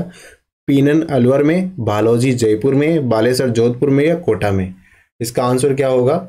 मतलब पीएम कुसुम योजना उसके अंतर्गत पहला सौर ऊर्जा संयंत्र कहाँ स्थापित किया पूरे भारत में? तो इसका आंसर है बालोजी जयपुर। कहाँ स्थापित किया गया? बालोजी जयपुर में। और काफ़ी फेमस भी रहा था। ठीक है, ये एग्जाम में भी आ सकता है, तो कृपया इसको ध्यान से पढ़ें कि पीएम कुसुम योजना के तहत भारत का पहला सौर ऊर्जा संयंत्र, सौर ऊर्जा संयंत्र नहीं, कुसुम योजना के तहत पहला सौर ऊर्जा संयंत्र तो बालाजी जयपुर में। 2020 तक राजस्थान में पंचायती राज संस्थाओं के लिए कितनी बार चुनाव हुए? 2020 तक राजस्थान में पंचायती राज संस्थाओं के लिए कितनी बार चुनाव हो गए? 2020 तक राजस्थान में पंचायती राज संस्थाओं के लिए कितनी बार चुनाव हो गए? 12 बार, 11 बार, 13 बार या 10 बार? तो इसका आंसर क्या होगा? आपने तो लगा ही लिया अपने आंसर, क्योंकि आप जिस मैच्योरिटी की स्टेज पे हैं आपको चीज़ें बार बार समझाने की ज़रूरत नहीं है, मुझे नहीं लगता, क्योंकि आप वरिष्ठ अध्यापक बनने वाले हो। वरिष्ठ अध्यापक, कनिष्ठ भी नहीं, सीधे वरिष्ठ। तो उस हिसाब से तो आपकी मैच्योरिटी लेवल की पीक पे होनी चाहिए। आप समझते हो वाली बात है। इसका आंसर होगा 11 बार। 2020 तक पंचायती राज संस्थाओं के कितनी बार चुनाव हुए? 11 बार चुनाव हुए हैं। अगला प्रश्न है, राजस्थान में सिविल सेवा अपील अधिकरण कहाँ पे है? राजस्थान में सिविल सेवा अपील अधिकरण कहाँ पे? कोटा में, जोधपुर में, जयपुर में, अजमेर में? तो सिविल सेवा अपील अधिकरण राजस्थान में कहाँ पे है? बिल्कुल सही आंसर है आप सबका, जयपुर में। राजस्थान में सिविल सेवा अपील अधिकरण जयपुर में है। भारत में सर्वाधिक लाख उत्पादक राज्य कौन सा है? यानी भारत में किस राज्य में सर्वाधिक लाख का उत्पादन किया जाता है? तो झारखंड में, बिहार में, गुजरात में, छत्तीसगढ़ में। कहाँ पे किया जाता है सर्वाधिक लाख का उत्पादन? तो आपका आंसर बिल्कुल सही है, ये उत्पादन किया जाता है झारखंड में। भारत में सर्वाधिक लाख का उत्पादन कहाँ पे किया जाता है? झारखंड में सर्वाधिक लाख का उत्पादन किया जाता है। आपका नेक्स्ट प्रश्न है, कौन सा कृषि जलवायु खंड है राजस्थान में सबसे बड़ा है? यानी कौन सा, राजस्थान को 10 कृषि जलवायु खंडों में बांटा गया है, तो इनमें से कौन सा कृषि जलवायु खंड है जो सबसे बड़ा है? तो इस हमारा आंसर क्या होगा? आपने तो मार्क कर ही लिया, मैं भी बता देता हूँ आपको। इसका आंसर है 1C, यानी 1C जो कृषि जलवायु खंड है वो सबसे बड़ा कृषि जलवायु खंड है। 1C याद रखना है, 1C कृषि जलवायु खंड सबसे बड़ा है। किस अधिनियम से प्रांतों में द्वैत शासन प्रारंभ किया गया? यानी कौन से अधिनियम का प्रयोग करके प्रांतों में द्वैत शासन शुरू किया गया? प्रांतों में द्वैत शासन, केंद्र में द्वैत शासन नहीं। इसका आंसर क्या होगा? भारत शासन अधिनियम 1919 या भारत शासन अधिनियम 1935 या भारत परिषद अधिनियम 1909 या भारत परिषद अधिनियम 1861। आपका जो आंसर है आप मार्क कर लीजिए। अब मैं आपको आंसर बता देता हूँ।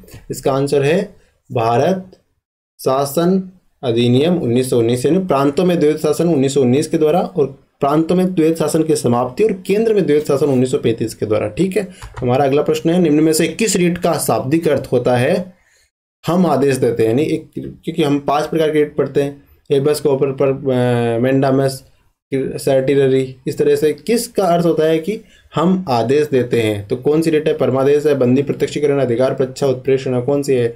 आइडेंटिफाई करके अपना आंसर मार्क कर लीजिए। अब मैं आपको आंसर बता देता हूँ। हम आदेश देते हैं, जो रिट का अर्थ होता है ना, वो किसका है? ये है आदेश। तो देखो नाम से स्पष्ट हो रहा है, परमादेश। परमादेश, परम आदेश कौन दे सकता है? सबसे बड़ी अदालत दे सकती है। कौन दे सकता है? सुप्रीम कोर्ट दे सकता है। और नीचे वाली अदालतों को हाई कोर्ट दे सकता है। इस तरीके से जो हम आदेश देते रिट है ना, ये परमादेश का शाब्दिक अर्थ है। निम्न में से कौन सा पद संवैधानिक नहीं है? यानी इनमें से बाकी जो पद जो मतलब संवैधानिक पोस्ट है, क्योंकि ये तो अधिवक्ता, महाधिवक्ता, सीएजी, सॉलिसिटर जनरल, ये है, ये सरकारी पोस्ट है। तो कौन सा संविधान में उल्लेखित नहीं है? किसके बारे में? महाधिवक्ता के बारे में, महान्यायवादी के बारे में, सीएजी के बारे में, सॉलिसिटर जनरल के बारे में। जो भी आपका आंसर है उसे मार्क कर दीजिए और मैं बताता हूँ। तो इसमें जो सॉलिसिटर जनरल है ना, वो मतलब संविधान में उल्लेखित नहीं है। बाकी जितने भी है, महाधिवक्ता हो गया, महान्यायवादी हो गया और सीएजी हो गया, कंट्रोलर एंड ऑडिटर जनरल। महाधिवक्ता, महान्यायवादी और कंट्रोलर एंड ऑडिटर जनरल, इनका उल्लेख संविधान में किया हुआ है ना। लेकिन सॉलिसिटर जनरल का उल्लेख संविधान में नहीं किया हुआ, तो इसका हमारा आंसर हो जाएगा सॉलिसिटर जनरल। और मतलब जो ऑप्शन नंबर डी है, ये सही आंसर हो जाएगा। और जिन्होंने भी डी लगाया है उनका सही है। निम्न में से कौन सा संविधान का अभिरक्षक है, कस्टोडियन है? संविधान का अभिरक्षक है, कस्टोडियन कौन सा है? राष्ट्रपति है या हाई कोर्ट है या पीएम है या सुप्रीम कोर्ट है? कौन है संविधान के अभिरक्षक या कस्टोडियन? बताओ, ऑप्शन आपके सामने है, जल्दी से मार्क कर लीजिए, मैं आपको आंसर बता देता हूँ फिर। तो हाँ, संविधान के जो अभिरक्षक है कौन है? हमारा जो सुप्रीम कोर्ट है, जो सर्वोच्च न्यायालय है, उच्चतम न्यायालय है, वो संविधान का अभिरक्षक है, कस्टोडियन है। क्योंकि संविधान से किसी भी प्रकार की मूल भावना से छेड़छाड़ की जाती है तो वहाँ पे कौन बैठा हुआ है? सुप्रीम कोर्ट बैठा हुआ है, और वो उसको ऐसा करने से रोक देता है। नेक्स्ट प्रश्न, सीएजी का कार्यकाल कितना होता है? कंट्रोलर एंड ऑडिटर जनरल होता है, उसका कार्यकाल कितना होता है? 2 साल होता है, 5 साल होता है, 3 साल होता है या 6 साल होता है? तो इसका कार्यकाल 6 साल या 65 साल की उम्र जो भी पहले होगी उतना होता है। सीएजी का कार्यकाल 6 साल होता है, यह हमारा आंसर हो जाएगा। हमारा जो अगला प्रश्न है, कितना होता है सीएजी का कार्यकाल? देखो 6 साल हो गया, ठीक है। नेक्स्ट प्रश्न पे चले। अंतर्राष्ट्रीय जैव विविधता दिवस मनाया जाता है। अंतर्राष्ट्रीय जैव विविधता दिवस कब मनाया जाता है? बायोडाइवर्सिटी डे कह सकते हैं। कब मनाया जाता है? 22 मई को, 22 जून को, 22 जुलाई को, 22 अगस्त को। अंतर्राष्ट्रीय बायोडाइवर्सिटी दिवस, जैव विविधता दिवस कब मनाया जाता है? तो ये मनाया जाता है 22 मई को। अंतर्राष्ट्रीय जैव विविधता दिवस मनाया जाता है 22 मई को। और नेक्स्ट प्रश्न है, सेबी की स्थापना की गई थी। सेबी है ना, securities and exchange board of India. Securities and exchange board of India की स्थापना कब की गई थी? 1992 में की गई थी, 1992 में। कब की गई? 1992 में securities and exchange board of India की स्थापना करी गई, ठीक है। हमारा जो नेक्स्ट क्वेश्चन है क्या है? भारत की जनगणना 2011 के अनुसार, भारत की जो जनगणना हुई थी 2011, उसके अनुसार भारत की जो दशकीय जनसंख्या वृद्धि दर है वो कितनी थी? भारत की जनगणना 2011 के अनुसार भारत की जो दशकीय जनसंख्या वृद्धि दर है वो कितनी थी? 15.7 थी, 18.7 थी, 16.7 थी या 17.7 थी? जो भी आपका आंसर है उसे अपने पेपर पे मार्क कर लीजिए। और स्पेशली 1-2 पे मार्क करना आसान होता है, लेकिन जब आप 67 पे 64 पे पहुंच के मार्क कर रहे हो ना लगातार, तो आप कईयों से तो बाजी जीत चुके हो, याद रखना। तो कीप मार्किंग। तो हम जनसंख्या वृद्धि दर कितनी थी 2011 की जनगणना के अनुसार भारत की? तो 17.7 थी, ठीक है। दुर्गापुर इस्पात संयंत्र किस देश की सहायता से लगाया गया? दुर्गापुर में, क्योंकि 1950 से 60 के बीच में कई इस्पात संयंत्र लगाए गए और कई देशों की सहायता से लगाए गए। तो दुर्गापुर जो पश्चिम बंगाल में है, वहाँ पे जो इस्पात संयंत्र लगाया गया था वो किस देश की सहायता से लगाया गया था? ब्रिटेन की सहायता से, रशिया, जर्मनी या फ्रांस की सहायता से? तो आपका आंसर मार्क कर दीजिए, मैं आपका अपना आंसर बता देता हूँ। तो दुर्गापुर इस्पात संयंत्र है वो ग्रेट ब्रिटेन की सहायता से लगाया गया था। किस देश की सहायता से लगाया गया था? ब्रिटेन की सहायता से लगाया गया था। हिमालय पर्वत श्रृंखला का विस्तार कहाँ से कहाँ तक, यानी किन नदियों के बीच में है? सिंधु से ब्रह्मपुत्र या काली से तीस्ता या सिंधु से तीस्ता या काली से ब्रह्मपुत्र? तो हिमालय पर्वत श्रृंखला हमें पता है सिंधु नदी से शुरू होती है, ब्रह्मपुत्र नदी तक भी है, ब्रह्मपुत्र नदी के पार भी है। लेकिन इन नदियों को अगर देखें तो सिंधु से ब्रह्मपुत्र नदी के बीच में हिमालय पर्वत श्रृंखला का विस्तार है, ठीक है। हमारा जो नेक्स्ट प्रश्न है, पूर्वी घाट का सर्वोच्च शिखर कौन सा है? यानी इनमें से हमें आइडेंटिफाई करना। एक तो हमारा दक्षिण जो दक्षिण जो एरिया है उसमें एक बंगाल की खाड़ी और अरब सागर के साइड में, जो बंगाल की खाड़ी साइड में वो पूर्वी घाट कहलाता है, जो अरब सागर के साइड में वो पश्चिमी घाट कहलाता है। तो पूर्वी घाट है उसमें जो पर्वत श्रृंखला है उनका जो सर्वोच्च शिखर है वो कौन सा, इनमें से अनाईमुडी, महेंद्रगिरी, कंचनजंगा या खासी। तो पूर्वी घाट का जो सर्वोच्च शिखर है वो कौन सा है, महेंद्रगिरी है। हम जल्दबाजी में अनाईमुडी लगा के आ जाते हैं, इसलिए ध्यान रखना है, गलती नहीं करनी है, आराम से करना है। राजस्थान की पहली पोस्ट वुमन कौन है, ये करंट अफेयर का क्वेश्चन है। राजस्थान की पहली पोस्ट वुमन कौन है, राजस्थान की पहली पोस्ट वुमन सरोज देवी शर्मा या आंची देवी शर्मा या भूरी देवी शर्मा या गोपाली देवी शर्मा, इनमें से कौन सी राजस्थान की पहली पोस्ट वुमन है। आंसर आपने मार्क कर ही लिया होगा, मैं अपना आंसर बता ही देता हूँ। तो राजस्थान की पहली पोस्ट वुमन है गोपाली देवी शर्मा। क्या नाम है, गोपाली देवी शर्मा। गोपाली देवी शर्मा राजस्थान की पहली पोस्ट वुमन है। जून 2022 में राजस्थान में ड्रोन एक्सपो हुआ था, है ना। ड्रोन एक्सपो कहाँ पे हुआ था, ये किस शहर में आयोजित किया गया, पूछा है कि राजस्थान में जून में जो ड्रोन एक्सपो हुआ था वो किस शहर में हुआ था। जयपुर में हुआ था, जोधपुर में हुआ था, कोटा में हुआ था या अलवर में हुआ था। ड्रोन एक्सपो किस शहर में हुआ था, ये हमारे पास प्रश्न है, हमें इसका आंसर बताना है। तो ड्रोन एक्सपो कहाँ पे हुआ था, जयपुर में। ड्रोन एक्सपो कहाँ पे हुआ था, जयपुर में ड्रोन एक्सपो हुआ था, जून के महीने में हुआ था। राजस्थान में पैरा खेल अकादमी की स्थापना किस स्थान पे की जाएगी। पैरा खेल अकादमी की स्थापना जोधपुर और जयपुर दोनों जगह की जाएगी, लेकिन जोधपुर में काम शुरू कर दिया गया है, तो हम जो आंसर मार्क करेंगे क्या करेंगे, जोधपुर। राजस्थान में पैरा खेल अकादमी की स्थापना किस स्थान पे की जाएगी, जोधपुर में। पैरा खेल अकादमी की स्थापना किस स्थान पे की जाएगी, जोधपुर में। इनमें से देख बताना, तो जोधपुर आंसर हो जाएगा हमारा, ठीक है। एस्पिरेशनल डिस्ट्रिक्ट कार्यक्रम के तहत राजस्थान के किस जिले को दूसरा स्थान मिला है। यानी एस्पिरेशनल डिस्ट्रिक्ट कार्यक्रम है, केंद्र सरकार द्वारा चलाया गया कार्यक्रम है, इसके अंतर्गत राजस्थान के एक जिले को दूसरा स्थान मिला पूरे देश में। कौन सा जिला है बताओ, तो ये कौन सा जिला है, आपने तो अपना उत्तर मार्क कर ही लिया होगा। तो ये है अपना करौली जिला। करौली जिले को एस्पिरेशनल डिस्ट्रिक्ट कार्यक्रम के तहत, प्रोग्राम के तहत दूसरा स्थान प्राप्त हुआ है। रामायण और भगवत गीता में धनवा शब्द का संदर्भ आया है, धनवा शब्द का रामायण में भी आया है और भगवत गीता में आया है। तो धनवा है क्या आखिरकार, राजस्थान की झीलें हैं, राजस्थान की पहाड़ियाँ हैं, या राजस्थान के मरुस्थलीय भाग है, या राजस्थान की नदियाँ हैं। तो धनवा है ना, वो राजस्थान के मरुस्थलीय भाग के लिए प्रयुक्त शब्द है। किसके लिए, मरुस्थलीय, धनवा। धानव कहते हैं ना, धानव दुर्ग भी बताया गया है, तो उससे धनवा बना है, धानव धनवा। धानव दुर्ग जो मरुस्थलीय क्षेत्र में दुर्ग होते हैं वो धानव दुर्ग कहलाते हैं। राज्य के नए मुख्य न्यायाधीश कौन बने, यानी अभी भी राजस्थान के मुख्य न्यायाधीश बने। उससे पहले ये अपने क्या बोलते हैं, शिवाजी संभाजी शिंदे साहब थे, और शिवाजी संभाजी शिंदे थोड़े दिन ही रहे, उनके बाद में नए मुख्य न्यायाधीश प्राप्त हो गए राजस्थान के। तो कौन बने, तो ये बने हमारे श्री पंकज मित्तल साहब। पंकज मित्तल साहब है ना राजस्थान के मुख्य न्यायाधीश बने। अगला प्रश्न है, राजस्थान की चर्चित खिलाड़ी जानवी मेहरा, क्या नाम है खिलाड़ी का, ये खेल खेलती है जानवी मेहरा जी। ये कौन सा खेल खेलती है, तो जानवी मेहरा जी कौन सा खेल खेलती है, बास्केटबॉल खेलती है क्या, टेबल टेनिस खेलती है, बेसबॉल खेलती है, वुसु खेलती है। तो जानवी मेहरा जी कौन सा खेल खेलती है, ये खेलती है भैया, आपने तो मार्क कर ही लिया, इसका आंसर होगा वुसु। क्या खेलती है जानवी मेहरा जी, वुसु खेल खेलती है। कौन सा खेल खेलती है, वुसु नामक खेल है वो खेलती है, ठीक है। यानी जानवी मेहरा जी किस खेल से संबंधित है, वुसु से संबंधित है। प्रदेश का पहला संत प्रतिमा संग्रहालय, पहला संत प्रतिमा यानी संतों की प्रतिमा का संग्रहालय बनाया गया है, ये कहाँ स्थापित किया गया है, तो उदयपुर में किया गया है कि अजमेर में किया गया है, कोटा में किया गया है, अलवर में किया गया है। यानी कहने का मतलब क्या है कि जो संत होते हैं ना हमारे संत महात्मा, उनकी प्रतिमाओं का संग्रहालय बनाया गया है। कहाँ पे बनाया गया है ये पूछ रहे हैं, तो ये बनाया गया अपना नाथ द्वारा उदयपुर में। तो हमारा उत्तर क्या हो जाएगा, ऑप्शन ए उदयपुर। यानी राजस्थान का पहला संत प्रतिमा संग्रहालय उदयपुर जिले में स्थापित किया गया।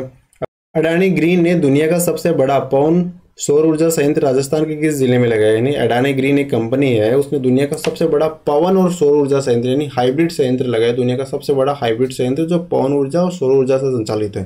तो किस जिले में शुरू किया गया है, जैसलमेर में, बीकानेर में, बाड़मेर में या भरतपुर में।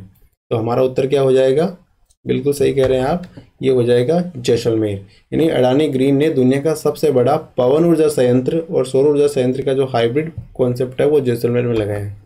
इकोनॉमिक सर्वे 2021-22 के अनुसार राजस्थान की कार्य सहभागिता दर कितनी है, मतलब जितने भी राजस्थान में अगर 100 व्यक्ति है तो उनमें से कितने लोग कार्य कर रहे हैं, एक्चुअली में एक्टिव कितने हैं, काम करने वाले कितने हैं। तो भारत के मुकाबले देखो राजस्थान में ज़्यादा है काम करने वाले, कितने हैं, 43.6 है, 40.2 है, 41.2 है, 45.2 है।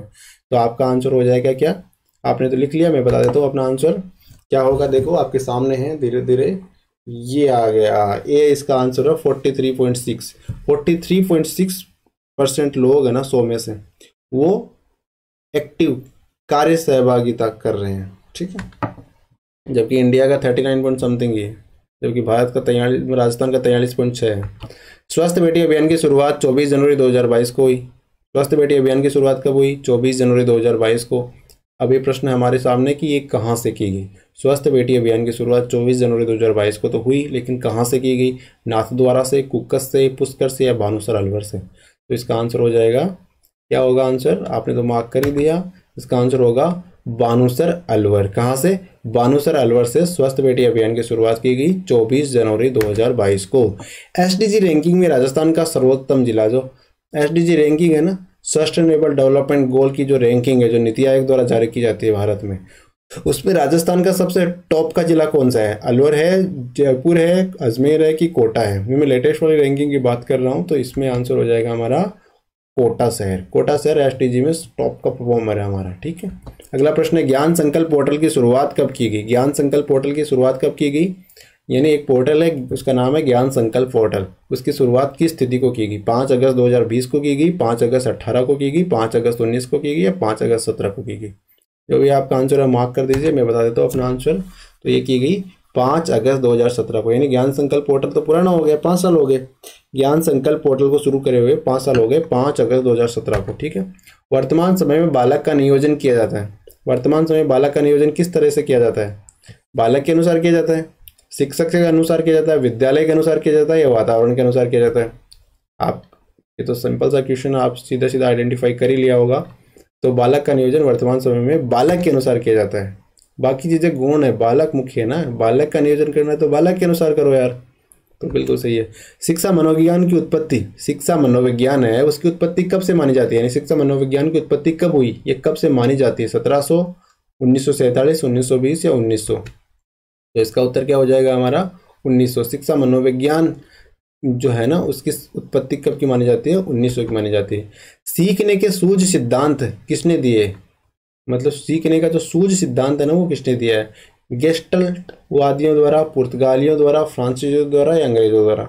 सीखने का सूझ सिद्धांत किसने दिया है? याद करने वाली बात है, रट के जाना बेटा। गेस्टल्ट वादियों द्वारा दिया गया है, बिल्कुल सही है आपका जवाब। गेस्टल्ट वादियों द्वारा सीखने का सूझ सिद्धांत दिया है। अगला प्रश्न है हमारा, अधिगम का मुख्य चालक क्या कहलाता है? अधिगम का जो मुख्य चालक है क्या है? शिक्षण विधि है, अभिप्रेरणा है, पाठ्य पुस्तक या सहपाठी? यानी अधिगम है ना, उसका मुख्य चालक क्या है? सबसे टॉप का चालक क्या है? तो इनमें से तो मुझे, आपको क्या लग रहा है? आपको तो सही लग रहा है, आपको तो पता है सब कुछ। अभिप्रेरणा क्या है? अधिगम का मुख्य चालक अभिप्रेरणा है, ठीक है। मोटिवेशन कह सकते हैं इसे। और कमेनियस ने स्कूल ऑफ इन्फेंसी की स्थापना कब की थी? कमेनियस नाम का बंदा था, उसने स्कूल ऑफ इन्फेंसी की स्थापना की। सबसे पहले तो ये क्लियर कर लो कि स्कूल ऑफ इन्फेंसी की स्थापना किसने की? कमेनियस ने की। अब ये पूछ रहा है कब की, तो इसका आंसर क्या होगा? इसका आंसर होगा 17वीं शताब्दी में की। कमेनियस ने स्कूल ऑफ इन्फेंसी की स्थापना 17वीं शताब्दी में की। कमेनियस ने स्कूल ऑफ इन्फेंसी की स्थापना कब की थी? 17वीं शताब्दी में की। जन्म के समय बालक का भार कितना होता है? कितना वजन होता है बालक का? उठाया कभी? बताओ। 80 पाउंड का होता है, 10 से 11 पाउंड का होता है, 2 पाउंड का होता है, 6 से 8 पाउंड का जन्म के समय बालक का भार होता है ना। बताइए, आपको ज़्यादा बताने की जरूरत कहाँ मुझे। जन्म के समय बालक का भार होता है 6 से लेके 8 पाउंड। लगभग मेरे हिसाब से ये 1 पाउंड आधे किले के आसपास होता होगा। तो 3 किले से 4 किले के आसपास बालक का वजन होता है जन्म के समय। पर्सनैलिटी शब्द का उद्गम किस भाषा से हुआ है? पर्सनैलिटी है ना, पर्सनैलिटी होता है। तो तुम्हारी तो पर्सनैलिटी टॉप की है यार, तुम्हारी तो पर्सनैलिटी बहुत सही नहीं है, ऐसे बोलते हैं ना। तो ये शब्द किस भाषा का शब्द है? मारवाड़ी है? पता नहीं, हो सकता है यार। पर्सनैलिटी तो मारवाड़ी लग रहा है। ग्रीक है, संस्कृत है या लैटिन है? तो पर्सनैलिटी शब्द है ना। हाँ बिल्कुल सही, आप तो ज्ञानी बैठे हो ना, 1 नंबर के। तो ये लैटिन शब्द है। पर्सनैलिटी शब्द कौन सी भाषा का शब्द है? लैटिन शब्द। टीएटी परीक्षण का निर्माण किसने किया था? टीएटी परीक्षण का निर्माण किसने किया? मॉर्गन और मूरे ने, बीने ने, थॉर्नडाइक ने या स्किनर ने? टीएटी परीक्षण का निर्माण किया था, किसने किया था बताइए? बिल्कुल सही, टीएटी परीक्षण का निर्माण मॉर्गन और मूरे साहब ने किया। मॉर्गन मूरे ने। टेट का निर्माण किसने किया? मॉर्गन मूरे, एमएम ने। टीएटी का एमएम ने। व्यक्तित्व मापन के लिए व्यक्ति की संपूर्ण सूचनाएं प्राप्त करने की विधि कौन सी है? अगर व्यक्ति का व्यक्तित्व मापन करना है तो व्यक्ति की संपूर्ण सूचनाएं प्राप्त करने की विधि कौन सी है? व्यक्ति इतिहास विधि, अवलोकन विधि, निर्धारण विधि या साक्षात्कार विधि? व्यक्तित्व मापन के लिए व्यक्ति की संपूर्ण सूचनाएं प्राप्त करने की विधि कौन सी है? इनमें से बताइए। तो ये हो जाएगी व्यक्ति इतिहास विधि। ठीक है, व्यक्तित्व मापन के लिए मतलब अगर सारी सूचनाएं प्राप्त करने की विधि है ना तो व्यक्ति इतिहास विधि होगी, सीधी सी बात है। ऐसी सुरक्षा प्रक्रिया जिसके अंतर्गत कोई व्यक्ति अपने विचारों और क्रियाओं को ऐसी सुरक्षा प्रक्रिया जिसके अंतर्गत कोई व्यक्ति अपने विचारों को और क्रियाओं को दूसरों के अनुरूप बनाने का प्रयास करता है, मतलब दूसरों की तरह बनना चाहता है कि यार वो ऐसा है तो मैं ऐसे बन जाऊं, मैं थोड़ा सा डूड बन जाऊं, कूल हो जाऊं। तो क्या है वो? उदात्तीकरण या तदात्मीकरण, युक्तिकरण या प्रक्षेपीकरण? इसका आंसर क्या होगा? तदात्मीकरण। क्या होगा? तदात्मीकरण। बिल्कुल कह रहे कि तदात्म मतलब उसकी तरह से आत्मसात करना कहते हैं ना, तो अपने विचारों और क्रियाओं को दूसरों के अनुरूप बनाने का प्रयास तदात्मीकरण कहलाता है। A mind that found itself, एक किताब का नाम है a mind that found itself. A mind that found itself पुस्तक के लेखक कौन है? इस किताब के लेखक कौन है बताइए? C.W. बीयर्स है, हेडफील्ड है, साइफर है, स्किनर है? कौन है बताइए? तो इसके जो लेखक है a mind that found itself के लेखक है वो है C.W. बीयर्स साहब। C.W. बीयर्स साहब यानी बियर पी के a mind that found itself, मतलब अपने माइंड को खुद को प्राप्त कर लिया, ऐसा माइंड बना लिया उसने। माइंड दैट फाउंड इटसेल्फ पुस्तक के लेखक कौन है? C.W. बीयर्स। थॉर्नडाइक के अनुसार बुद्धि कितने प्रकार की होती है? थॉर्नडाइक साहब ने कहा कि बुद्धि कितने प्रकार की होती है? बेहतर प्रकार की होती है, बेहतर तो पूरे होती है। 4 प्रकार की होती है, 8 प्रकार की होती है, 3 प्रकार की होती है। तो थॉर्नडाइक के अनुसार बुद्धि होती है ना वो 3 प्रकार की होती है। थॉर्नडाइक साहब के अनुसार बुद्धि कितने प्रकार की होती है? 3 प्रकार की। 1 2 3, 3 प्रकार की बुद्धि थॉर्नडाइक। मूर्ख की बुद्धि लब्धि कितनी होती है? 50 से 70, 90 से 100, 100 से 120 या 1000 से 2000? मूर्ख की बुद्धि लब्धि कितनी होती है बताइए? मूर्ख की बुद्धि लब्धि होती है भैया 50 से 70। ये तो आपको सबको रटा रटाया है, सारी चीजें पता है आपको। किलपैट्रिक किस देश के थे? किलपैट्रिक थे ना, वो किस देश से संबंधित है? किस देश के थे? चाइना के थे, रूस के थे, अमेरिका के थे, भारत के थे? बताइए। किलपैट्रिक, किलपैट्रिक किस देश के थे? किलपैट्रिक थे अमेरिका के। कहाँ के थे? यूएसए के। किलपैट्रिक यूएसए के थे। प्रायोजना विधि का आविष्कार किस वर्ष किया गया? प्रायोजना विधि का आविष्कार किस वर्ष किया गया? प्रायोजना विधि का आविष्कार किस वर्ष किया गया? 1918 में किया गया, 1950 में किया गया, 1801 में किया गया, 1407 में किया गया? प्रायोजना विधि का आविष्कार कब किया गया बताइए? बिल्कुल सही है, आपका जवाब सारे सही है। प्रायोजना विधि का आविष्कार 1918 में, 1918 में प्रायोजना विधि का आविष्कार किया गया। बालक के समाजीकरण का प्राथमिक घटक क्या है? बालक के समाजीकरण का प्राथमिक घटक क्या है? खेल का मैदान है, राजनीतिक दल है, विद्यालय या परिवार है? मतलब सबसे प्राथमिक, सबसे मूल घटक क्या है? प्राथमिक शुरुआती घटक क्या है? तो बालक के समाजीकरण का शुरुआती घटक तो उसका परिवार ही होना चाहिए मेरे हिसाब से। तो बाकी आपको क्या लगता है पता नहीं। तो बिल्कुल सही, आप बिल्कुल सही और मैं भी सही हूँ इस दफा। तो देखिए आपके पास रह रहा कि कितना स्मार्ट हो गया मैं। सीटीबीटी कब अस्तित्व में आया? सीटीबीटी कब अस्तित्व में आया? सीटीबीटी की फुल फॉर्म तो आपको पता ही है, कॉम्प्रिहेंसिव टेस्ट ब्रेन ट्रेटी। और ये ट्रेटी मतलब परमाणु परीक्षण ना करने को लेके बनाई गई थी। और ये कब अस्तित्व में आई थी? तो ये 1996 में अस्तित्व में आई थी। सीटीबीटी कब अस्तित्व में आई? 1996 के अंदर अस्तित्व में आई। और भारत ने सीटीबीटी पर हस्ताक्षर नहीं किए हैं। बहुजन समाजवादी पार्टी के संस्थापक कौन थे? कांसीराम जी, मायावती जी, राम मनोहर लोहिया जी, मुलायम सिंह यादव जी? बताइए। बहुजन समाजवादी पार्टी मायावती वाली पार्टी है ना, जो हाथी उसका चुनाव चिन्ह है, तो उसके संस्थापक कौन थे बताइए? तो इसके संस्थापक थे कांसीराम जी, स्वर्गीय श्री कांसीराम जी है ना, उस बहुजन समाजवादी पार्टी के संस्थापक थे। यूनाइटेड नेशन में पहली भारतीय महासचिव कौन थी? सरला पंडित, रमा पंडित, विजयलक्ष्मी पंडित, निर्मा पंडित? तो यूनाइटेड नेशन में पहली भारतीय महासचिव बनी थी विजयलक्ष्मी पंडित। और एक कब बनी थी? 1953 के साल में बनी थी। ठीक है। और हमारा अगला प्रश्न है, अगला प्रश्न तो मैं पूछूंगा आपको, टेक्निकली पूछूंगा, थोड़ा समय भी लूंगा, कि जो ये टेस्ट सीरीज है इसको, ये आपके लिए पॉजिटिव है क्या या नहीं? आपको ये बताना है। इसमें सिर्फ 2 ही ऑप्शन है, या तो है या नहीं है। ठीक है, ठीक है। आज हमने अपने 100 प्रश्न कंप्लीट कर लिए। Thank you for joining. और अगले 39 दिन भी जुड़े रहना है। आपका प्यार ही हमारे लिए मोटिवेशन है।